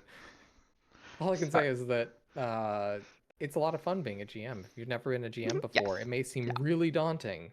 It's honestly not that bad. It's fucking addictive is what it is, honestly. Yeah. The worst problem is when you've been doing it for so long and you're like, wow, no one else has stepped up and said that they want to be a GM. And you're like, maybe I be a player now? Which is why I made this group. Again, the joke that several of us have had is, I will play any character as Yep. long as I get to play a character. Yeah. You're like, oh, we really need a tank. It's like, I will play a tank. I will do it. I like playing support characters. I'll do it. I think that is literally the conversation we had when we were making characters for Pathfinder, or it might have even been Dark Ages, where we were like, well, yeah, but I normally just make characters that like fill an empty spot in the party. Exactly. So we're like, yeah, we just support whatever the whole team's doing. Just give us a role, we'll do it. I'm not used to making decisions. What are you talking about? It's so hard because I'm just like, I want to be here with everyone else and everyone else have fun and don't know what to say. Anyways, that's its own thing. But regardless, like, have fun as a player. If you end up being a forever GM, it's honestly not that bad. It is not. It is not. Because you can always find other forever GMs to do games with. Exactly. I'll take over. Or you slowly convince the other people at your table to GM, and then you have backup. Exactly. And it's great. Yeah. Or you make them fall in love with an NPC that you have carefully curated to be the character you wanted to play, and they take them with them everywhere, and now you are also playing. That's amazing. I mean, I will also say, go ahead, you start. Okay, I was gonna say, I will say, personally, with boundaries, I'm all in favor of GMPCs. Like, if you're the sort of person who doesn't mind getting, who doesn't mind a character you love getting completely fucked up, go for it. Yeah, I have to worry more about my players being like, no, why are you targeting Exactly! That is sort of a thing that matters here, which is talking about other tips, because I guess that's what this is turning into. We don't. I'm so sorry. Trust me, we'll talk. This is my fault. Things I really have left are we'll talk a little bit about the setting for Pathfinder and like what you liked, what you didn't like. Cool. But kind of on the side of DM NPCs, which is a huge topic for a lot of players. It is, yeah. And for GMs, I feel like it's really hard to avoid having a GM NPC because you do. It just happens. Major important characters end up in the party's group, and then you have the issue of like, why wouldn't they just solve the problem? And maybe you feel like as a GM, like, oh, I put this challenge, but it's too hard for the players, and now what am I going to do about it? Like, let me just have the DM NPC fix this for me. Yeah. Which, the horror stories exist for a reason. Yeah. Part of that is exactly what Jada said, which is, look, if you're making a DM NPC just so you can play, then maybe you need to find a game you can just play in. Also true. Yeah. Because it sounds like you're getting a little burned out on being just a DM, and you want to also be playing. Yeah. Now, if you just create a fun character that's just in the background, that's just with the party, so you can be like, I'm just here and I'm a fun character, but I'm not solving all the party's problems. Yes. That's okay. Exactly. Also, you can use those characters to cause most of the party's problems. You can also do that. Like, I have now run 2 games, well, 1 and a third, I guess, where one of the major characters was this really fucked up character that the party had to protect for various reasons. And the amount of times that it was like, oh, actually, she's really not doing, you have to go help, go do something. Like, you can, again, as if you want a power trip, this is the worst idea ever. But if you're just like, I just want a cool character that I can get really invested in, it works perfectly. Because 90% of the time, if you give a player a sad, pathetic little thing to protect, they will go crazy. They will go so the game crazy. will become about that if it wasn't before. So he's great option for party motivation. Yes. Fantastic choice. Yeah. Personally, I just always harken back to the fact that of the one time that I was say one time for the long time, as I was a vampire character with my werewolf boyfriend, because why not? Who wouldn't? Why not? Right. And, we were playing the resolution of that NPC's quest line. There's a lot of things that happen with them, and my character was incredibly depressed and very sad, and then we resolved it, and then we had to do a big backup where we had to go back several hours before that had occurred, and then the first thing I got was Jada's telling me, I need you to be sad again. I was like, so you know that really emotional place where we were both crying so hard we could barely talk last session? Yeah, I need you to do that again. Yeah. Oh no. You should like be like, okay, I can do this. It was great. It was Re-channel back fantastic. into that. Yeah, you need to get back in that zone. It was great. I was emotional, and it was fantastic. Yeah. Just saying, it's happened. We've been there. Oh yeah. Oh yeah. And you will randomly call out a character and describe them, and your party will adopt them, and then you have to give them a backstory. That just happens. Yeah. My party collects NPCs. Yup. So my players love them. And then I'm like, you want to take them with you? They'll die. And they're like, well, I guess you'll need to make them like it. I'm like, okay, I guess they're going to be a level 1 wizard. Enjoy. They're still going to die. They suddenly get levels, Yeah. and they're like, this is what happens. I genuinely think that might be just every game, because like my players Yeah. do that. I know Jared's players do that. We're doing that in the game that me and Jared are doing. We're going to end up doing that in the game that me and Ellie are doing. For you, Cinn. Oh shit! Okay, stop talking. Say nothing. Silence. It's fine. It's a 25-second ad break too. Ooh. Don't do anything entertaining. Okay. I would say pose, but I'm the only one on camera. Yeah, so. I am. I've been posing the whole time. You just can't see it. Okay, we got 3, 2, 1. We're back. I think Yay. we're back now, theoretically. Theoretically. But yes, you were talking about players collecting NPCs. Yeah, just it. I think everything does. I think everything does that. Yes, hard agree. Cinn. Yes, for sure. Which is great when your party is 2 people. Yeah. Get extra. Not when your party is 6 people. Yeah. I mean, I say that and I'm like, look, I played a mythic campaign for Wrath of the Righteous. I gave all of my players cohorts, which is basically the feat you can take where you can have basically a fully leveled ally that you control. Nice. So they just had 2 NPCs. They had player characters. every single. Now, for the majority of the campaign, I did the role play for the cohort, and I even rolled them in combat. And they weren't always there in combat with the players, but it gave them additional things they could do. On top of that, the cohorts didn't have mythic powers like the players did, so they were considerably less powerful. So I always told the players, like, remember, your cohorts are not mythic. The creatures you're going up against are mythic creatures. They can die. Yeah. They would be very strategic about bringing certain people along or with the party. And so that helped to be like movement of NPCs in and out. Now they got mythic later on, which was intentional because that was when I handed the characters over to the players to wield on.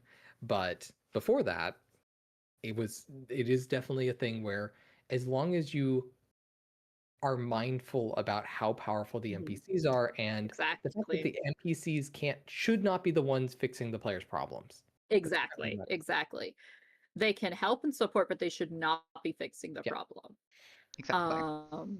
Yeah, I solved part of that problem with the combat by letting my role-playing the NPCs, but then in combat I'll be like, hey, did you want to play a fighter? Do you want to play do his thing too? And then my cleric is like, yes, please, things like that.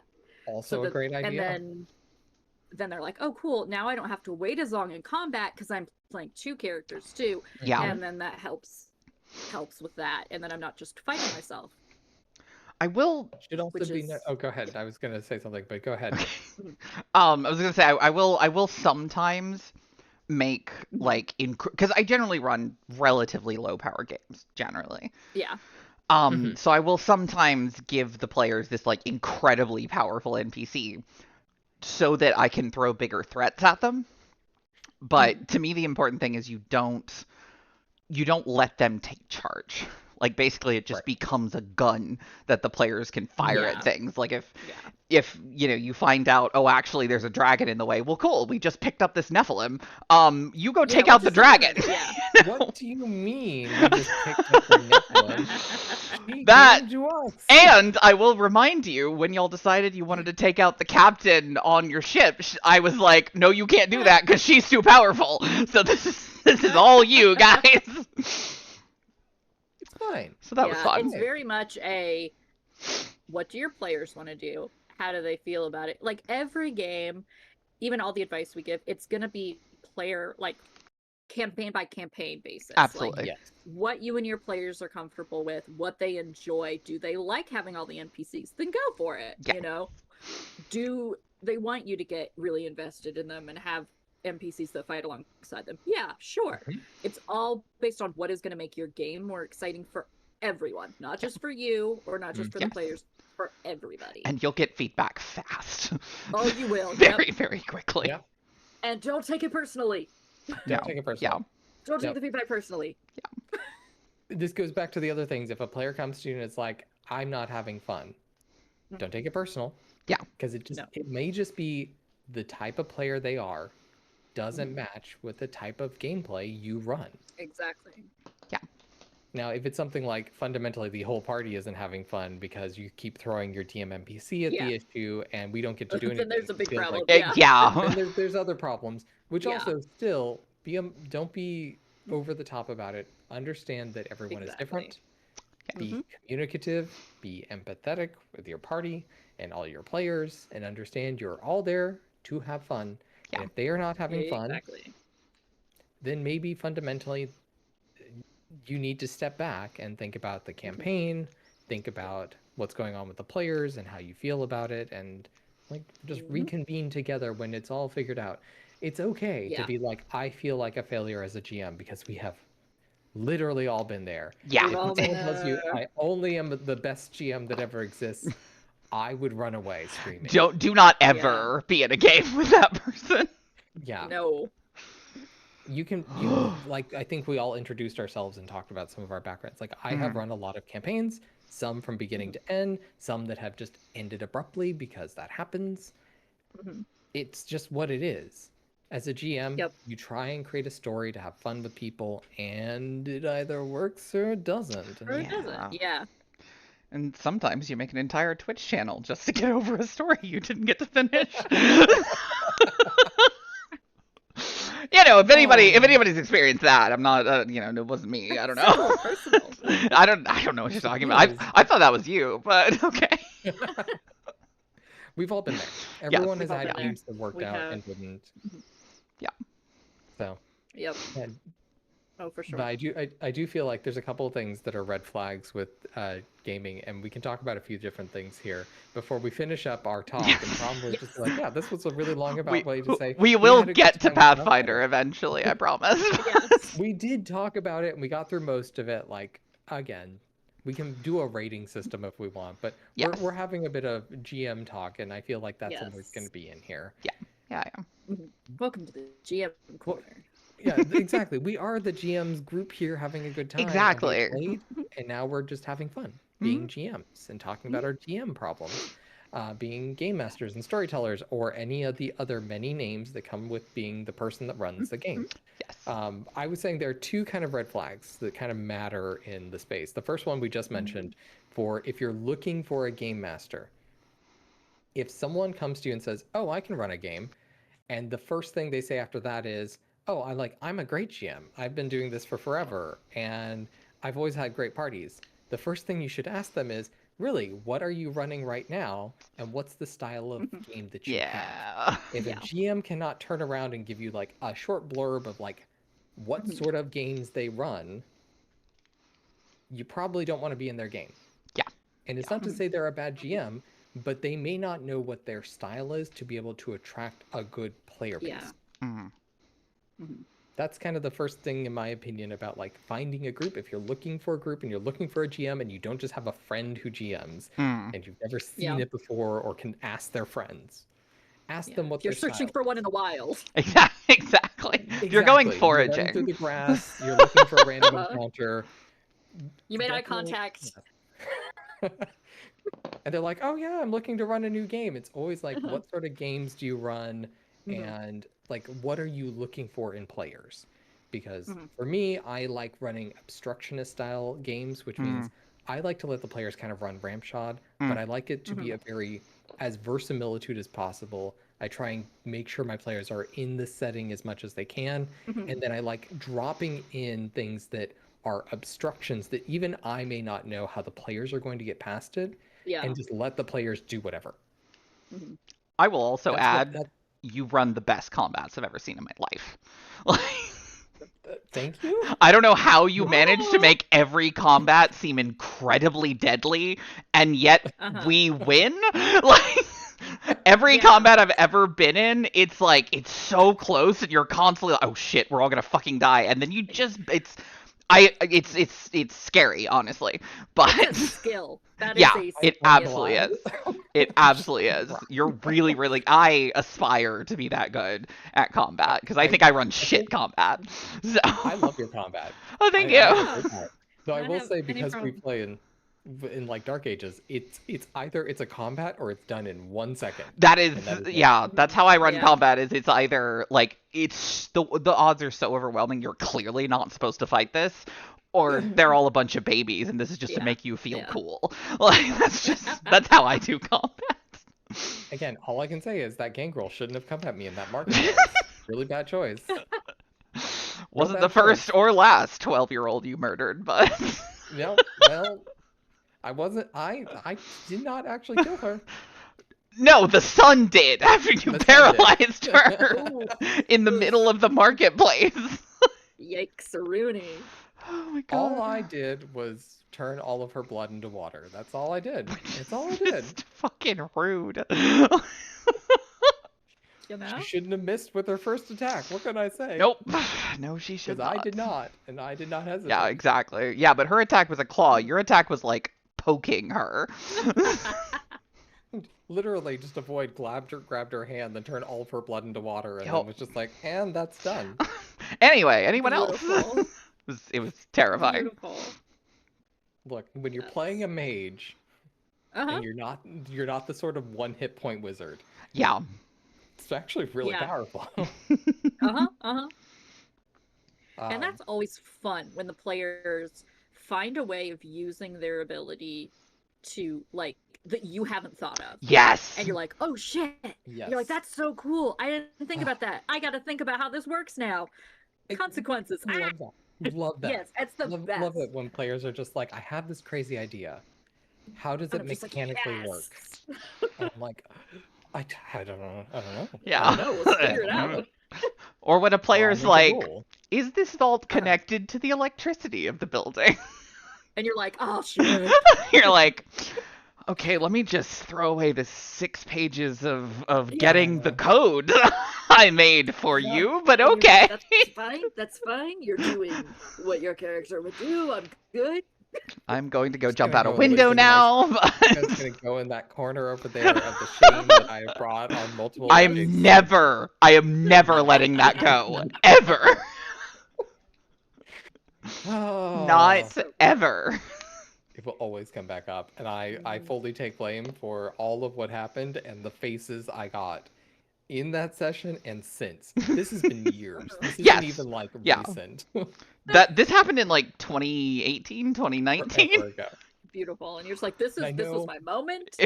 I will remember I know it forever. we have told this Yes. story before, but it should be noted that sometimes as GMs, you make a puzzle where you're like, oh, the players are going to have to figure this out. They're going to have to like find a code. They're going to have to like learn this thing.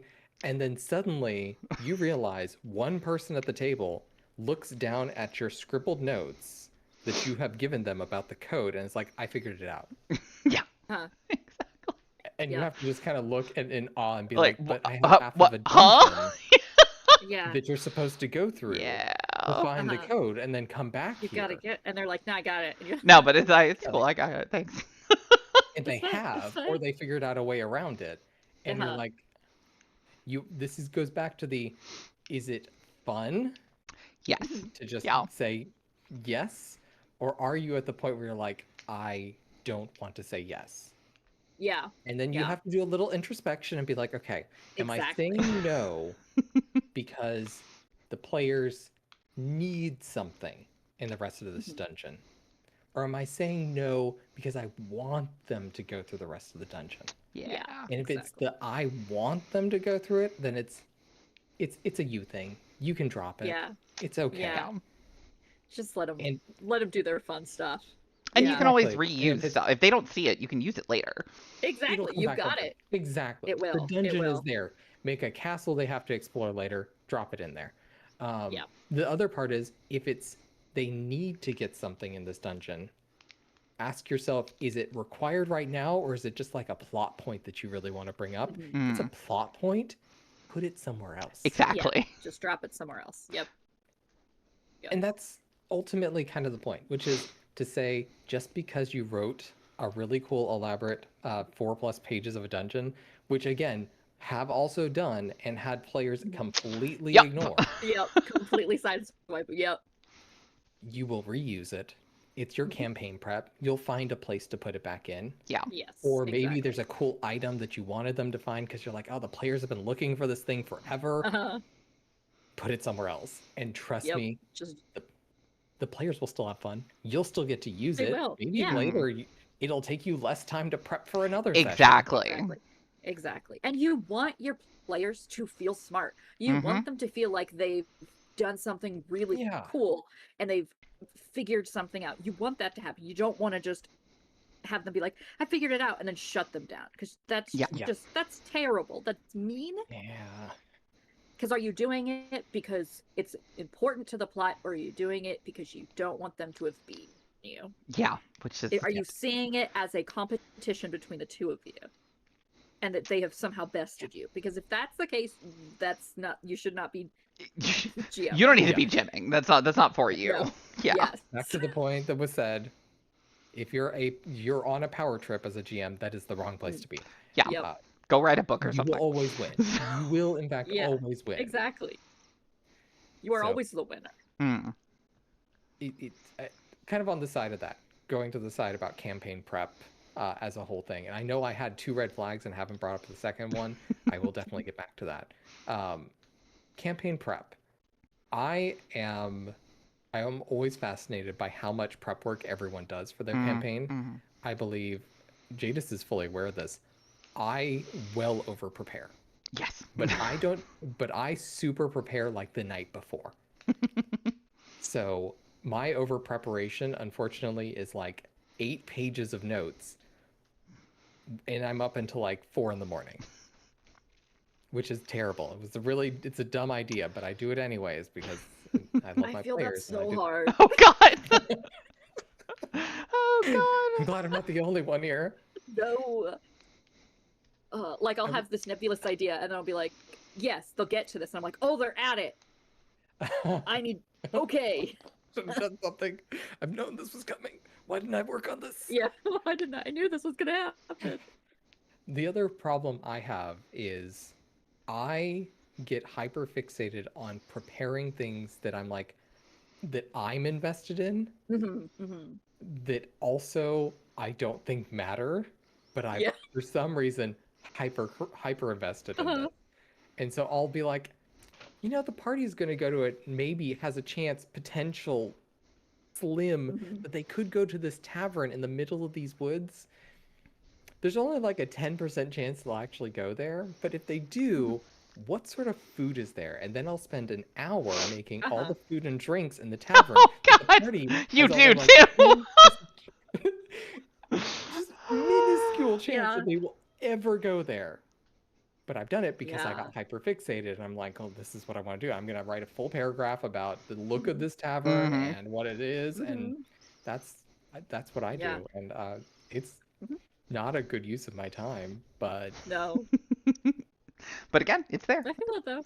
And it makes your world feel alive. I do my best work under pressure and procrastination, and completely understand. 4 o'clock in the morning, like, I need this character sheet. I guess I'm gonna have to make them. Fuck. Yep. After I've already been prepping for like 6 hours, going, I should have done this 2 weeks ago. Yeah. All that time I was prepping, Jade, for the game for you and Ellie, like, yeah, I did a whole bunch, but let me tell you, I will be doing so much more the night before each of the That is so fair. Fortunately, I just do character sheets. I'm just like because I hate coming up with stats on the fly because I never know. Like you do a session one time and it's like, okay, well this enemy is not really a fighter, so like this is more of an intellect thing, so we'll give them like an above average thing. And then later on, when you've come up with more of the backstory, you're like, oh, actually, they did train as a fighter like a long time ago, so they should be a little better at this. And it's weird. Like I want the players to be able to rely. The character can do this, so they can always do this. So, like, prepping for a game, I make every single character sheet I will ever need ever. And that's pretty much it. You know, I feel like that makes sense. Genuinely, for this X-Men game I'm planning, I am up to 40 character sheets, and I'm about halfway done. So... I'm on like the opposite side. I will make enemy stats on the fly. Exactly. I may even have like monster stats written down, and it will be the most like extrapolated sort of thing, including in systems that have like massive stats, like Pathfinder. I may have only written down their strength, dexterity, con, and maybe their mental stats if they even matter. And that might be all I write down. And then when we get into session and if it's like actually in combat, I'll be like, okay, you make an attack roll. And I'm like, okay, looking at their dexterity, are they wearing armor? They're wearing a little bit of armor.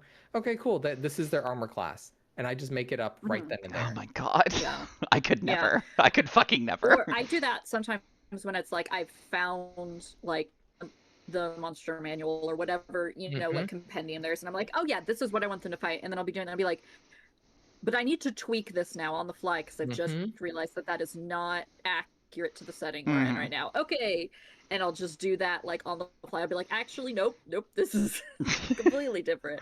Y'all are so brave. No, I don't know how you do that. Those that are like not, again, this comes with like years of experience of playing these games. You can do that on the fly. If you don't have that, using stats from the monster manual is totally fine. It is totally good. They work, that's why they're there. The other cool thing you can do for those that have never considered this, find a different monster and just rename it. Yeah, exactly. That is, yes, if you're like, this is, all of these things are exactly what this monster would do. I'm just going to superimpose it on there. Yep. You can do that. It's a great option for those that are like, I want the stats. I don't want to make them, but I want them. Just take something you like and say, this is the thing now. That's it. I don't care if someone's like, isn't that like dragon stats? It's like, maybe this one fuck off. Acid from their mouth. They're a snake person, and you wanted them to have cool, like, acidic fog breath. Yeah. They're black dragons. Take the black dragons. Yeah. So, let me interrupt for a moment. Please do. There was somebody you just followed, Hunter Goldenwolf. Don't know who you are, but sounds like you know Eden, so welcome. Who said that they were dealing with a problem in their current campaign. Was supposed to have an artifact that was supposed to be stolen, but the players are really good at playing keep away and took out all the enemies. Proud of them since they're new to TTRPGs, but they were supposed to be introduced to the enemies by that thing getting stolen, so they're trying to figure out how to make that work. So, recommendations. Yes. Cinn, do you want to start? I have ideas, but also... Me too, honestly. So. Okay. Yeah, this is the best part about having different GMs is we're all going to have... and none of them will be the same. So, yeah. Someone else go first. I'm still formulating. Okay. Yep. Yes, you want to go first? No, you go ahead. It's your stream. You get to start. Oh, fuck. Okay. So, a lot of it does depend on the system you're using. But honestly, it also depends on like who's there. Because like if the party is there by themselves, then there are other ways of like maybe have them run into somebody who's like, and again, don't know much about the enemies either, but like if it were me, generally my way of getting a player to like a character is by making them save somebody.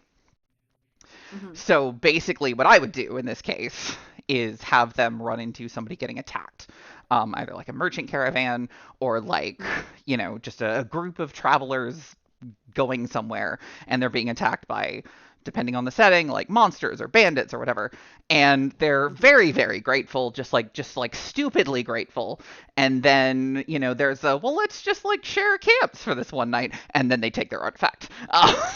And if that doesn't work for the sort of enemies you're trying to introduce, then you could pretty easily just make it that those enemies have hired these people specifically for this task because a direct attack isn't working. You know, maybe they're like a group of assassins or thieves or something that work on more of a deception route, because it sounds like your players are really good at detecting actual combat. So that's the way I'd do it if it were me. That's my take. That's a cool one. Thank you. My take, and this is going to be similar, slightly different, is the first thing you have to think of is, does it matter if the enemy group immediately gets the artifact? That's kind of the first question, because if it doesn't matter for the other group to immediately have it, then you have made a perfect spot for an antagonistic group. And you have basically set it up that you have made a campaign immediately. The other group stealing the artifact and getting it from the players isn't always going to be immediate motivation for them to go after the artifact. But if the players have it, and now there's a group that is always confronting them to get that from them, you have set up a perfect antagonistic group that is after them.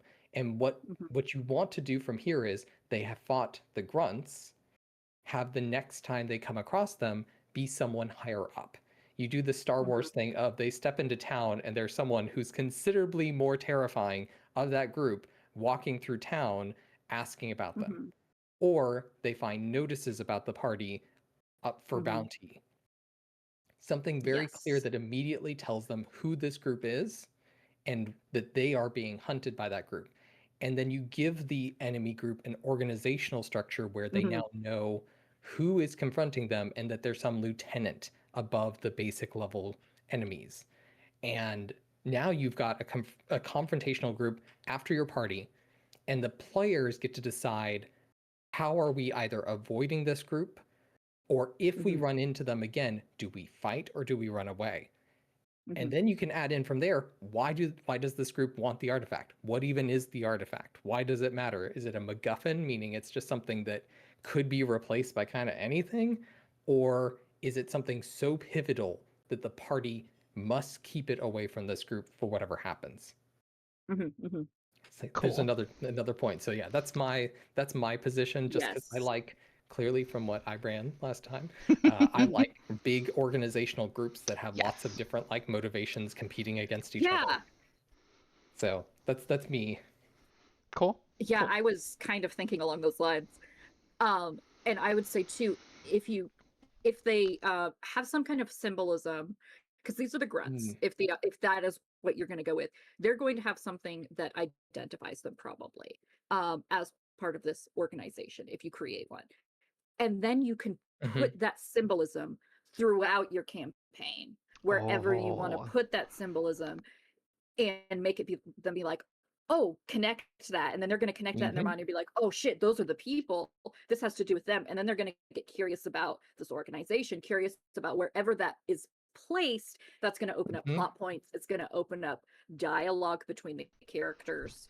And you can still get into these villains, this nebulous group that is now going to become, each time they, encounter them, stronger and stronger. It's going to become more solid for them, that there's a bigger thing at play.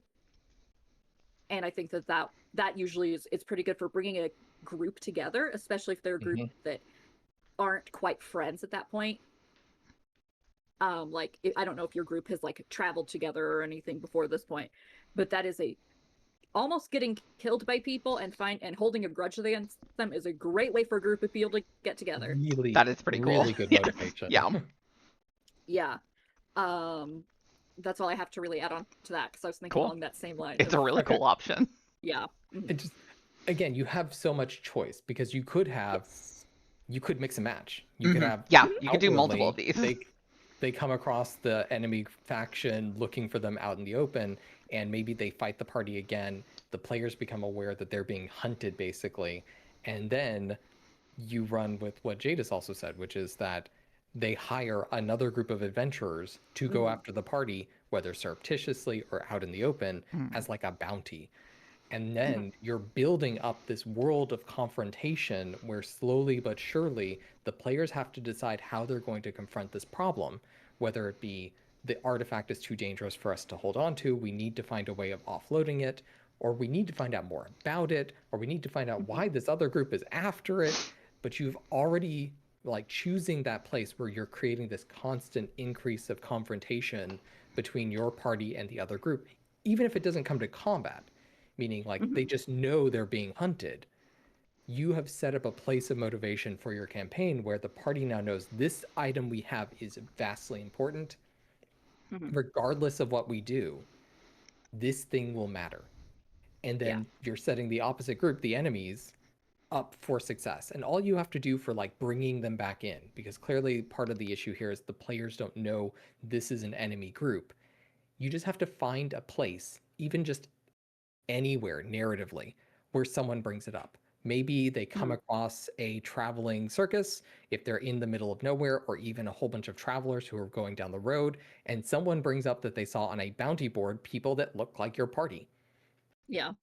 They may not know anything about your party, but they're now talking about them like, hey, someone's after you guys. Yeah. And maybe they had a symbol that they can relate, or they know who the group is. Yeah. Maybe the party sees it in town. Maybe they watch as the enemy group is roughing up people in the town themselves or going through like the countryside. Maybe they come across a burned building with a symbol on it for the enemy group. This is coming from experience because I wrote that in one of in my 5th edition campaign. One of my players came across a town where half the buildings had been burned, and this symbol for one of my enemy groups, one of the Bloods groups, which are kind of like a mafia group, had painted their symbol on the buildings that they had burned down.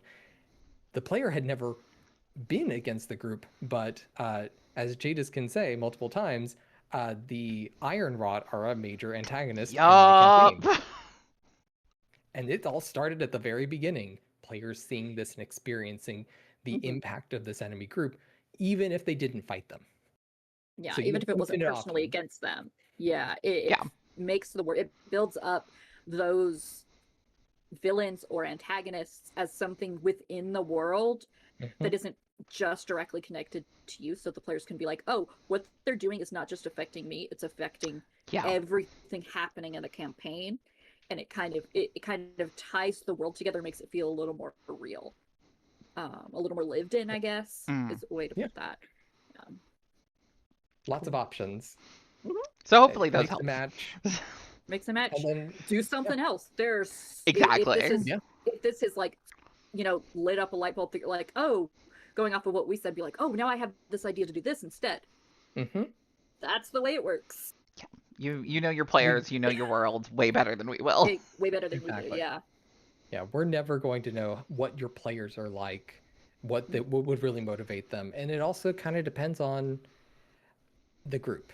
Like, we're talking about players, maybe your group is one of those kind of laissez-faire, just kind of going along with things. They just like to power game and have a good time. And you're trying to build in the story that they're going to really feel attached to. Maybe it's not as easy for you to create motivation with an enemy faction. So you have to find something direct enough that gets the player's attention. But it's going to be dependent on what your players will grasp onto. Yeah, what they think is important. If they need motivation, maybe promise them money to go after the bad group. It really just depends on how you want to reintegrate your enemy faction and get them invested into buying the story you're selling. Yeah. Also, cool. I really like the Feywilds meets New Orleans. That is a really cool idea. That sounds really cool. Yeah. Super flavorful. Very cool. Yeah. Love that. I hope anything we said was at least vaguely helpful. Even if it was just to get your mind rolling. Exactly. Mm-hmm. Sounds like you got a place for it. Awesome. Yeah. Yep. Cool. Yeah. We're glad to help. And for anyone out there that is either a player or a GM and has questions for us, we're happy to give our unfiltered takes on our opinion.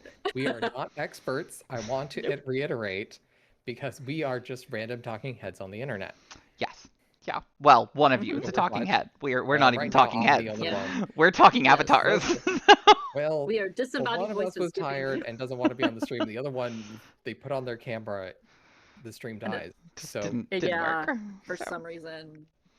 Yeah, we also have a Discord where you can ask these questions if we're not if you have questions while stream isn't happening. So yeah, also perfectly fine. And we'll all chime in with our own really weird takes. Yes. Most of the time it's because we've had to deal with it. Something similar. Exactly. Yeah. Exactly. Like I said, building up the motivation for the players around an enemy faction is the core of building your campaign. Mm-hmm. And there's a billion ways to do it. I hope that some of our ideas were useful, and it sounds like you got some ideas, and we're like, that's our life. It's just nice. We're here for it. Yeah. I'm going back to the thing I mentioned forever. Okay. I said there Let's do it. red flag. Let's do it. Red flag. The was like coming back after 40 minutes on a thing I was talking about. So I talked about the issue with red flags as a GM. If you come across a GM that basically says, "Oh, I'm fantastic. I'm a great GM. I have done all these great games," and your question as a prospective player is to turn around and say, "Okay, what sort of games do you run?" and then match it based upon like their reaction of how they respond, what sort of games they like to do, and then see if that fits with how you as a player actually want to be. Because it's possible they don't understand what you're going to enjoy in their game, and they only have one set of gameplays.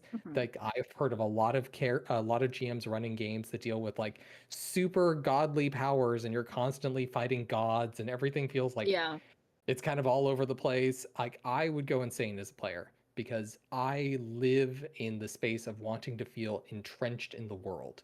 And if I'm like constantly like, okay, cool, well, this god is the thing we're going to fight, and I don't feel a good motivation for it, I'm going to be lost. Yeah. Just saying. Yeah. The second red flag is the opposite.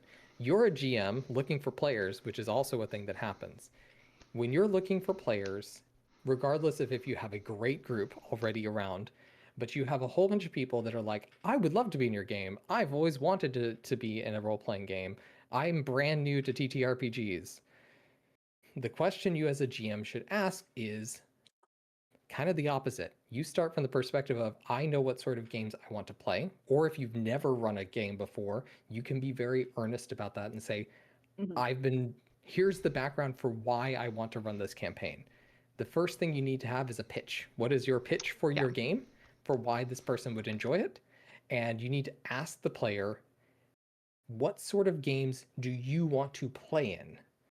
Because a player also has to have that experience. If their only answer for you as the GM is, well, I've watched Critical Role and I want to play in one of those games, that's not in itself a red flag, but should be something on your radar. And why do I say that? Critical Role is not a bad thing. In fact, it is fantastic, but it is setting you up as a GM for failure. Yes. There's so much production value that goes into Critical Role. They have teams of writers, lore experts, people that are putting together documents. Their players do a lot of additional work at times for the story and the world setting that as a single, just I want to play this as a hobby GM, you're probably never going to have it ain't gonna happen. But on top of that, they may have expectations of you as a GM to create really impactful scenes or really impactful effects within the story that for someone that doesn't understand, the cast and crew of Critical Role oftentimes are talking outside the game about the scenes they want to have in game, not the scenes they want the GM to create for them. And so they are, as actors, thinking about setting it up cinematically. which isn't always easy if you are not coming in it with that same idea. Your player will have expectations of you that go beyond what your thoughts are. And that doesn't mean that them liking Critical Role is a bad thing. Never think that's the case. I think there are tons of tips that you can learn as a GM. Oh, for sure. The way that like Matt Mercer deals with problems. But a player coming into your setting, wanting to experience your game and expecting Critical Role is definitely a red flag. Bad. Yeah. For sure. Critical Role is a production. Exactly. Yeah. One small addendum I will make to that is if you are looking for players and they do come in wanting that sort of thing, just be aware of how you feel about that sort of thing. Because, like, personally, I don't watch Critical Role because I don't like that kind of gameplay. Like, to me, you know, personally, I don't want a game that is kind of, you know, basically made to set up punchlines. You know, I want stuff that's really intense and really like I run games that are basically like pressure cookers, where you just keep putting pressure on the players until you just see if they explode. You know, like that's the kind of game I like to run, and that requires a lot of buy-in from the players. Like the players have to care. The players have to be willing to play panic and stress and fear and anxiety. Like they have to be willing to do those things. And if what they're wanting is this lighthearted little romp that maybe has some serious points, but for the most part is mostly just people making fun of what's going on or like private in-game jokes, I don't want to be in that game. And if that's how you feel about it and they're coming in with that expectation, just again, kind of like we were saying before, just because you don't gel with the player doesn't mean you're a bad DM. It just means they're not for you and you're not for them. Exactly. And like what Hunter just said too in chat, like they are all very experienced at playing. Yes. And they are playing a game that is meant to be viewed. Yeah. Yes. Yeah. They are not playing a game just for themselves as you would with your party and your GM. They are playing a game that is meant to draw people in and entertain and keep them watching. It is not necessarily the same thing as enjoying a game yourself that you are in. Yeah, exactly. And so there is a difference there in what you are viewing versus what you're going to get out of it when you're playing your own game. Same thing with like similar to that, like Critical Role, or if they're like Dimension 20 or all these other shows, you know, when it's like they're like, oh, I wish I could be a DM like, you know, Brennan, and it's like, yeah, me too. But I wish we could just do that. But I don't have the years of I don't have an acting degree. I don't have exactly. Or the budget or the production team or I can't make those cool play sets that they have. Exactly. Because they have literally people painting play sets and they look great. Yeah, and even between all of them, all of those different DMs, like Aubrey Iyengar, you know, all of them have different takes on it. Like you can already tell, even with just the quote unquote professional GMs, they all have different flavors of how they play the game. So thinking that everyone is going to be able to be, you know, like fit into the model of one of them, definitely not a good way to go into a campaign with those expectations as a player or as a GM. Because I know sometimes, you know, you're going in as the GM too, and you're expecting players to play at the level of say Critical Role. Yeah, that's fair. Or something like you're expecting them to react dramatically to these scenes or to know how to, you know, catch on to little hints and things that you put into games. And you need to remember you're playing a game with these people. Yep. And they are not professional. You know, professionals in that area, and that's fine because what you're doing is creating a story together. You're not creating a production to be viewed by other people. Yeah, and a lot of times they will get better, but you can't expect new players to be like willing to do these like really intense, like tear-jerking scenes when they've never done that before. Yeah, exactly. Like if you're a first-time player, like when I first started playing, I know for sure I'd be like, I'm not going to be able to be dramatic with these other people who I don't know. Yeah. You know, like I'm not a trained actor. I can't get into character that well, you know, because you're still also learning how you play. You're getting comfortable with the game itself.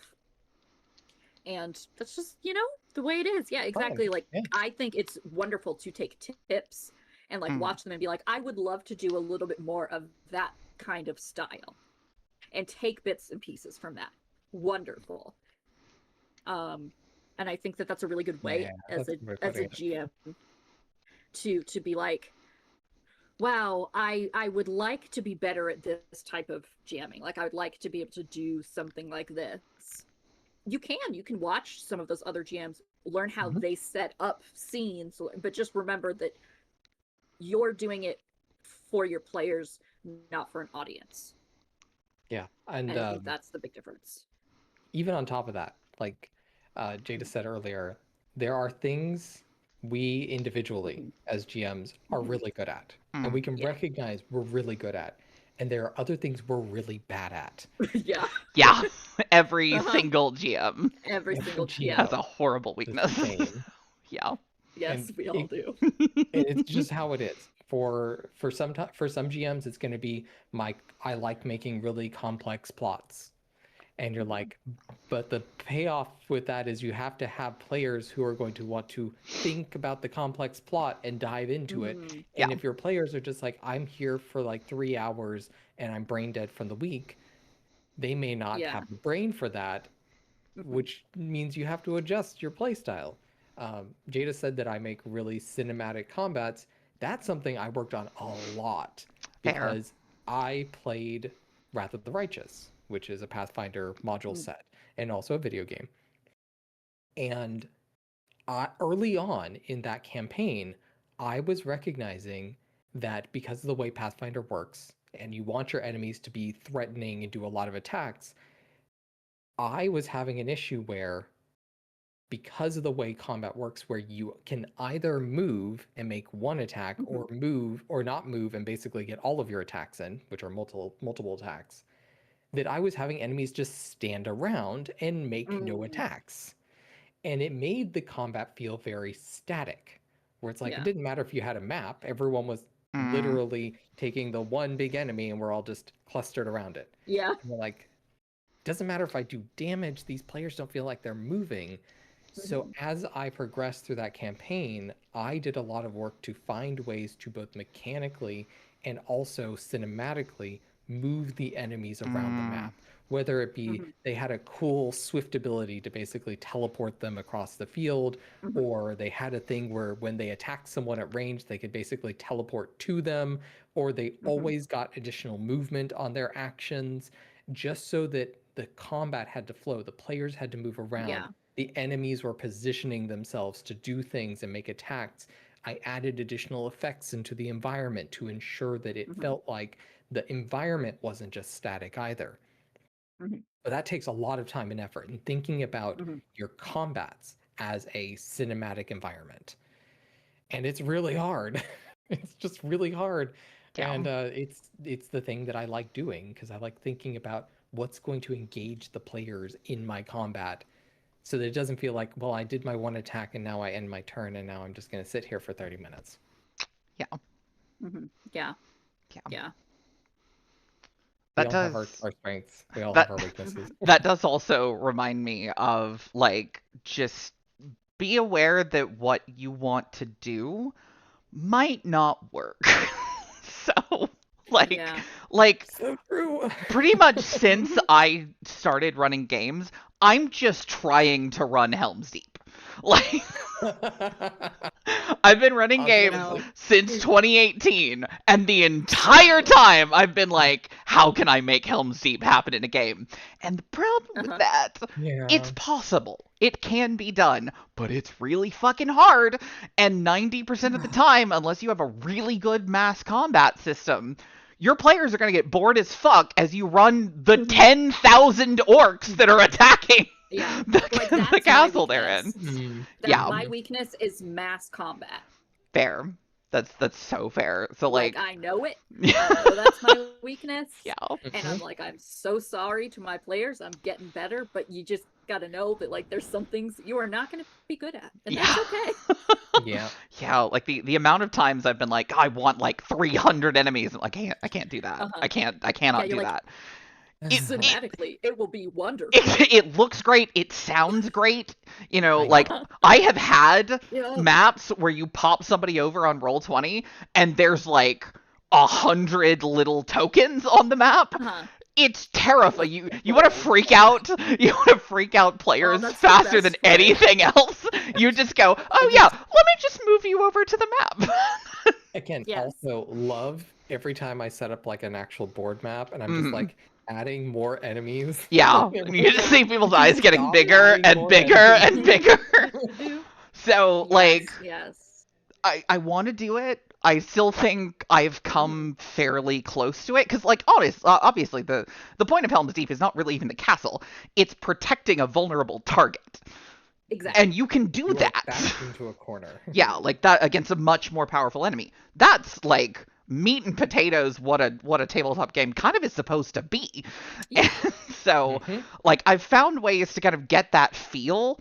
But I've never actually done it because I don't think I've ever had players that would enjoy it. I would love it, but I think everyone involved would be bored as shit. So, as I'm like, okay, I'm going to roll for Orc 357. Yeah. I feel like you're just playing Warhammer at that point. Exactly. Like, me over here in the corner. Just stop. I'm finding myself over here. But it's super cool. I mean, for those that play Wrath of the Righteous, there is actually a setting in the campaign where you roll for mass combat multiple times. It's terrible. They tried to do a Helm's Deep thing, basically. Your caravan is being attacked by like hundreds of demons, and like they can't move because they have sick and wounded, and you basically have to like move the combats and like maneuver the larger units. But they basically said like, hey, we created a whole rule system in Pathfinder for mass combat, and it's not fun, but you're going to use it because we put it into the campaign setting. Great. You're going to use it, you're going to like it. And like, is it bad? It's really not that bad, but it's basically you make units and they basically have hit points and they have a special thing they do. And it feels like you're basically just moving a blob on a map. Yeah. And that's about it. Yeah. Learning how to do that, like how to compound large groups into one entity is really the best way if you want to streamline it in any campaign. I think in any system is like being like, have them attack as one entity. Do not roll individually. Don't do it. You and your players will both suffer. Exactly. You'll hate them, they'll hate you. Yes. You will all be crying by the end. Exactly. The only other mass combat that I have run, and this is going to be a very unique situation. I was a GM at a local pub. It's a gastropub here. And we had a massive event happen where my table, which already had 6 players, and 2 other tables, my partners and our other kind of friend, decided because we were all in the same scenario, the players had all chosen sides between this faction of basically entities and humans. The humans were living in the island, but the Fae used to be there and were basically kicked out. And they were trying to basically come back and take back their land. And some of the groups sided with the Fae, some of the groups sided with the humans, and some of them were sort of ambiguous on which side they wanted to be on. And we basically ended up with the parties joining with the combat units against each other. Oh, that's so cool. And we made a massive map for like the massive like valley that they were in where the combat was happening, and the players got to move themselves through the valley, where the whole point was basically like fighting each other, taking each other's like more powerful units out, and like conquering spaces. And it was a lot of fun, but we didn't play test it very well ahead of time. And our idea was basically like when 2 groups met and they were trying to fight over the same space, one of us would run an actual combat scenario on a map with them. And I had made a whole bunch of combat maps, which were really fun to make. And the problem is we're like, you have like 20 minutes in this combat regardless, because we had limited time in the bar. And so like that meant running really fast combats. And that was the part that bogged down, was when the Yeah. players fought against something, it's hard to like move combat that fast. Yeah. But it was a cool concept. We're just like, For sure. execution did not Yeah. get there. Yeah, no, that is a really cool concept though. That sounds really fun. Well, and you did some. It was much smaller, but you did some kind of mass combat in the D&D game you ran, for us. Yeah, because it was much more like little groups of people, but it Yes. definitely felt very mass combat. And I'm still looking for the right system that feels right for mass combat. It's just Yeah. it'll happen To eventually. find a way to let the players experience the scale of like this giant force that they have to fight without making them fight A giant single force. individual. Yeah. Yeah. Yeah. Dragon Age has one that I like a lot. That kind of works more or less like what you were describing, Jared, where like you basically have 3 phases of combat where it's like the initial kind of engagement, and then there's like the kind of mess of melee combat, and then the final thing where both sides are trying to go for whatever the target is, whether that's defeating the enemy or like killing a king or something like that. And it basically just works on both of the leaders of the armies have a set of stats that works for, that like a single roll, and they get bonuses depending on, does one have a fortress? Does one have like specialized troops, stuff like that? And then what you can do on top of that to make it kind of more cinematic is you can add secondary objectives that the player characters can go do. And basically both parties are trying to like roll to get over a certain threshold before the other one does. And if the players get that, whatever that target is, it gives you like an automatic +10 or something to whatever that target is. Cool. So it's I think it's a nice mixture of like, it gets it over quickly and you can just describe, these hordes smashing into each other. But it also makes the players feel like they're doing something. Yeah. The other option is you can do there's a couple of different versions of this that exist, which I know that we're going to eventually get back to like we will, Pathfinder, I promise. Eventually it'll happen. This is also detailed in Pathfinder's rules as well, so we're still talking about Pathfinder, but it's all 4th edition Dungeons and Dragons tried to come out with a similar concept, and what they created was a type of monster which are basically just minions. You can call them hordes, you can call them whatever you want, but the idea is they have 1 hit point. You can have infinite number of them, but the idea is they have 1 hit point. They function basically in 1 attack. They get their initiative in the round, but instead of rolling for each of the like hundreds of goblins that you have, you basically say they get 1 attack, and in the flurry of them attacking, this is the damage they do based upon do they hit or not. And they can hit an entire area. Like maybe the players are all in the mess of combat and they can just make an attack roll. Anyone with an armor class below that point, it hits them. They take this set amount of damage. But like then when the players go to attack them, it's just a swath of these enemies where they hit, it dies. Like that's just what it is. And then from there, you put in like generals within the mass of the combat. And then the players are going after that. And so you have the like cinema of like tons of enemies around that are in the way. They're doing damage, but they don't really matter. And then you just throw the big guys in there that are clearly the things to go for. And that's another option. That's detailed in Pathfinder. It's detailed in 4th edition Dungeons and Dragons, less to an extent. But Matt Colville took that and made it into part of his Strongholds and Followers campaign setting forever ago, which had the whole thing of ways of creating different actual combat units, which are a little more interesting and fun for the players to like have as strategic elements. But then they were like, well, what if your players want to be on the battlefield? And basically said, yeah, it's better to like zoom out on the big stuff and then zoom in when you're with the players. And that way the players feel impactful on the battlefield against the minions and things that don't matter. And then you bring them up to the big stuff to fight.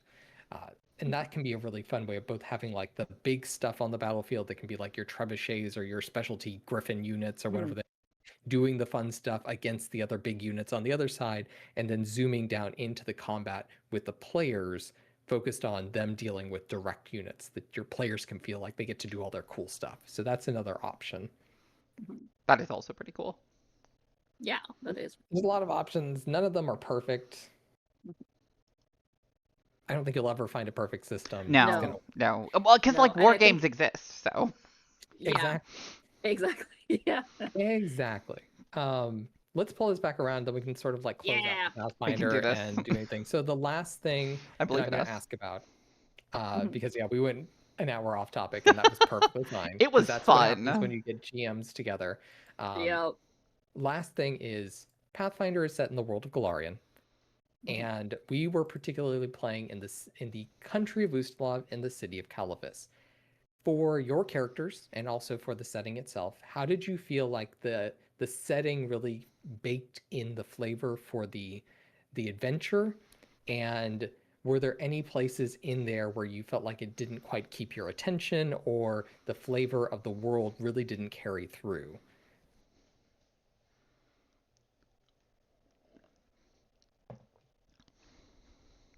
You want me to go first? Sure. I'm still here. Okay, cool.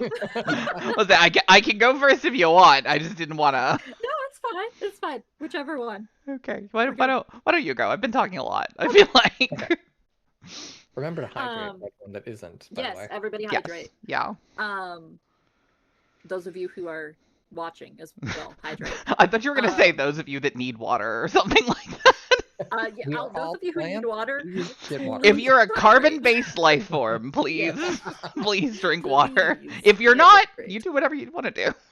Yeah, do what feels best for you. Thank you. I think for a one shot. Obviously there was not a lot of time to like really delve into the area, the outlook, get into the nitty gritty kind of the city itself and the powers that be. But I think with the limited time that we had, you set up enough of a structure that we could see that there were power plays going on throughout the city that have probably been happening, regardless of our appearance there. And that helps kind of build that structure of this is a living thing. There are people here. There are plays and powers at work around you. I think that the vibe, the aesthetic of the city, I think carried very well throughout. And you were able to, I think, really capture that kind of that feeling of the political scheming going on, between the NPCs that we're getting kind of thrown into. And it really kind of set the tone. And I think you were really good at setting the tone there for what we needed to do, which really made it feel like, oh, we have to go in here and we got to find out all this information and we got to figure this shit out. So would you I feel like to know more about the world if you had the time, assuming? Yes. I think it was really like what I saw, I liked. I enjoyed that. I liked that there was just like a bunch of vampires just living there. Same. I was like, I want to know more about that. I want to know about these crazy vampires and their society. And like there was definitely, like little hooks that made me go, oh, this is a really interesting world that I want to delve into more. Glad, because I really love Pathfinder's world. It's pretty fun. It's pretty crazy. And for those that are interested in that, all of the Pathfinder lore I was talking about exists. It's out there. It's for free. You can find it. It's not kind of to go back. Pathfinder has all of its stuff for free online. That's just what it is. Yes. Including all the lore is out there about the world and the country that we were in. Jadis, any thoughts? I think I kind of had the same thing where I feel like I didn't have time to really like learn. Like I made like an entire separate like little Word doc of all the NPCs you introduced because it was kind of rapid fire and I was having a hard time differentiating. And they all have really funky, cool names. They really do. But like, in a long form thing, we would have been finding out who these people were like maybe a session before we actually met them. we'd have been looking into them. We would be familiar with these characters before we ever actually ran into them. And I do feel like that was the only thing that I felt like there was more and I was kind of missing it. Absolutely. But as far as like the cohesion of the world and like it feeling like a world I want to do more in, specifically like that country, like it's very rare in most like basic fantasy things for horror to be that upfront, and I really liked that. Obviously, I like horror. World of Darkness is my favorite game, so. Yeah. So yeah, I And really World of I really Darkness liked has a it. lot of hidden bad elements in the background where Yes. you're just like, Yeah. if you see it, you should probably be running, or Hmm. you're dead already. Yeah. But yeah, Pathfinder Galarian, again, I talked about it when we did character creation. It is a setting that is so captivating to me. I'm glad that I was able to bring that little bit of it with the city of Caliphus. There is an entire campaign setting. There are 3 campaign settings, I believe, that take place in Ustalov by itself. They like it clearly. They were like, this is our shiny child, and we are going to write a lot about it. It's fantastic. It's really interesting. Doesn't make a lot of sense if you dig a little under the ground a little bit. Don't dig too deep. Don't dig too deep. like all campaign settings, but Yeah. Yeah, just for because sure. there's like, how does this country even work? This just doesn't make a lot of sense. But it is a lot of fun. It's very flavorful. I'm glad you both enjoyed it. So I guess the last thing is, would you Pathfinder again? Oh, for Yes. sure. Yeah, absolutely. I would run I've done Pathfinder my at this job. point. Like, Yeah, I would love to just play Rahema again. Just have her go There you go. same. off. And then also to My make other job is done. characters. I've done this. I can die. Yeah, you did it. You did it. Well, I'm glad you both enjoyed Pathfinder. I'm glad to have been able to express it to the world and force people to play my quirky little terrifying game with its 3 million feats and its very in-depth characters. And for those out there, the last thoughts that I'm going to put out, and then I'll hand it over to both of you for your last thoughts on Pathfinder. Be terrified of Pathfinder. And the reason I say that is because it is a beast to make characters in. It's a beast to understand the rules for everything that have been made. But the tools exist for everything. And if you don't like a rule, you don't have to follow it at your table. And that's the best part about Pathfinder. You want to make characters? There are tools out there to make character creation easy. You want to find out how you can make this cool character in Pathfinder that can do this cool thing? Ask the internet. Because there are so many people who have played it or are still playing it who will give you the thousands of potential answers that exist for how you can make your cool character or how you can do the cool thing you want to do. You are not alone. This isn't such a niche game where finding people that will work with you doesn't exist. In fact, the communities are so vast and oftentimes so entrenched in the system that they are looking for anyone that is asking about it. So you will find an answer, whether you ask or you just type it into Google and go, how can I have my rat folk use a bladed weapon on their tail that can use dexterity? Your answer exists and it will come to you. I joke because this is something that came up and was a question I was given. I think it's really funny. I almost made a rat folk. They're super cool, just saying. And I can tell you, like I'm just you gonna can make this attach a grungy blade person. to their tail, and Oh, you that can is use wonderful. dexterity. It was a really cool concept, and it was possible. They didn't end up playing that character, but it's fine. It's fine. That's amazing. So that's Pathfinder. Though. Those are my final thoughts. Cinn, what are your final thoughts on Pathfinder? My final thoughts are, it is overwhelming, but in a good way. And that if you want to dive into it, I think dive into it with someone who has played it before.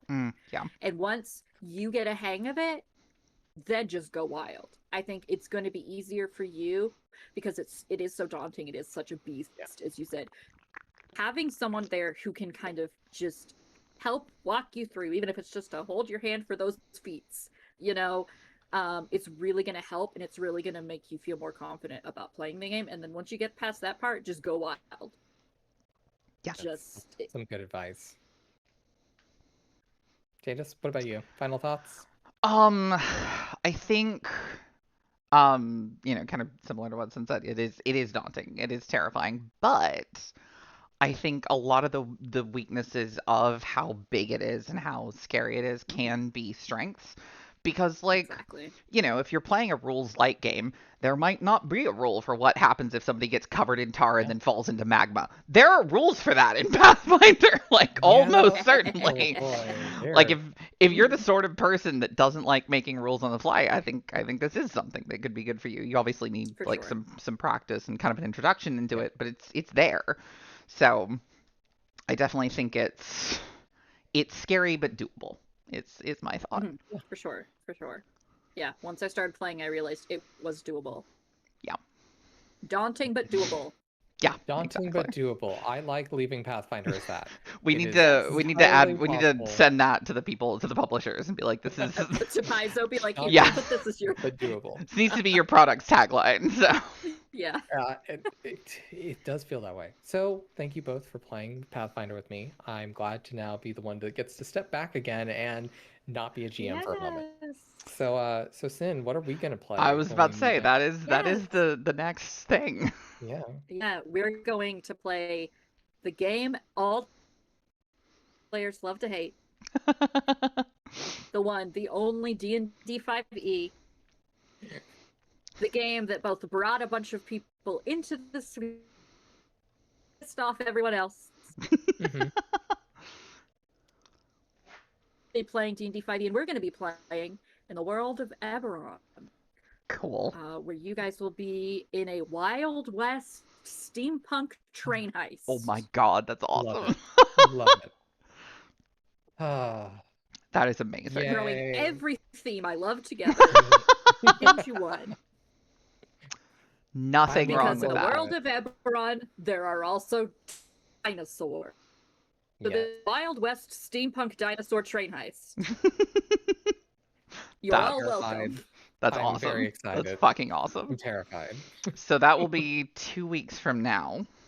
Yes. We will do characters. We'll be making characters. Sorry, we're not gonna do the game. This will be there will be characters first. This will be the 24th when we're doing that. Yes. And yeah, I'm excited. I'm scared. And I will try not to hate on D&D too much. we will raise our pitchforks to D&D. Everybody can, listen, when we get to the review at the end, everyone's allowed to hate as much as they want to, because I hate it. Fair. I hate it, and I continue to play. Being a GM, being like, I love this thing, I hate it deeply. Yeah. Yes, yeah. Please tear it apart. I mean, I will say, it's not even my first or second least favorite game. So... See, there you go. Yeah. I think it's just the one that's out there so much. It is very easy to hate because it's everywhere. Yeah, exactly. I will temper my criticisms as well until we get there. And then I too. Until we get there, and then just let them out. Exactly. Then just let it all free. But exactly. My hope is that by the end of it, you will have enjoyed the game. And that's all that matters. Yeah, exactly. In the end, that is why not even that I've convinced you to play D&D, because if you haven't played D&D already, you play tabletop RPG, you're probably not going to play D&D. That's fair enough. Not going to. But if you are new to tabletop RPGs, no, maybe it'll help you get into it. But yeah, you're cutting out a little bit, Cinn. Cutting out right at the end. No. You're here. I can hear you. I heard you for a moment. No, God. No, the storm has arrived. No. Okay. Just a little bit. I can hear you. Yeah, I think you might be back. I think. Okay. Okay, last thoughts on 5e before we adjourn. Oh no. Got me again. Fuck. Okay. Then what we're going to say is, thank you everyone for joining us. Yeah. This was a lot of fun. I was glad to show you Pathfinder. I'm glad that we were able to tear it apart and talk about the problems. If anyone has any questions about Pathfinder, join us in our Discord, and I will tell you all the terrible filth about Pathfinder, and also help you build any characters that you want. We are around for any questions you might have, because trust me, if you have random questions about D&D and about game systems and about GMing and about your own games, track us down. We'll answer your questions. We just will. because we're people on the internet and we'll do that. Jadis, Yeah. what should we look forward to on your stream? So I'm probably just doing more solo leveling because I had the game bought for me and I know I can get at least one person watching it. So, and I did get my 25th follower from playing that game. So we're probably gonna be doing some solo leveling. Woo! I'm still trying to grind up enough to be able to do the next boss fight because Jesus Christ, those things are hard. It's basically the game's just like Dark Souls but with good movement, and that's pretty much it. So yeah, we'll be doing that. Should be fun. I will do my best to be on camera, but we'll see because it's been rough lately. Oh, that's Is life. Yeah. Anyways, thank you everyone. We appreciate your time. Thank you. And yes. We'll talk more like GMs in the future because that's yes, what we do. Absolutely. Oh yeah, for absolutely. sure. For sure. Cool. All right. Do you have any questions? For me. Any final questions before we sign off? Yes. I'm here. I'm waiting for the delay. Right. But again, also like if you have questions, feel free send them to us in the Discord. Yes, absolutely. And we'll absolutely answer your questions, unhinged or as creative as you want us to be. And if there are tabletop games you would like us to try, yes, yeah, please offer them up. Because I think we're already thinking about our next round. We are. I know what I'm thinking of. Do you? I didn't know you knew. I have already thought ahead about what I would like to do next. Because I know what I'm doing next. I didn't realize y'all knew what you were doing next. Well, cool. We'll save that for. You guys liked horror, so enjoy. We'll save that for sneak previews for later. Yes. My only sneak on that, I know you just said horror.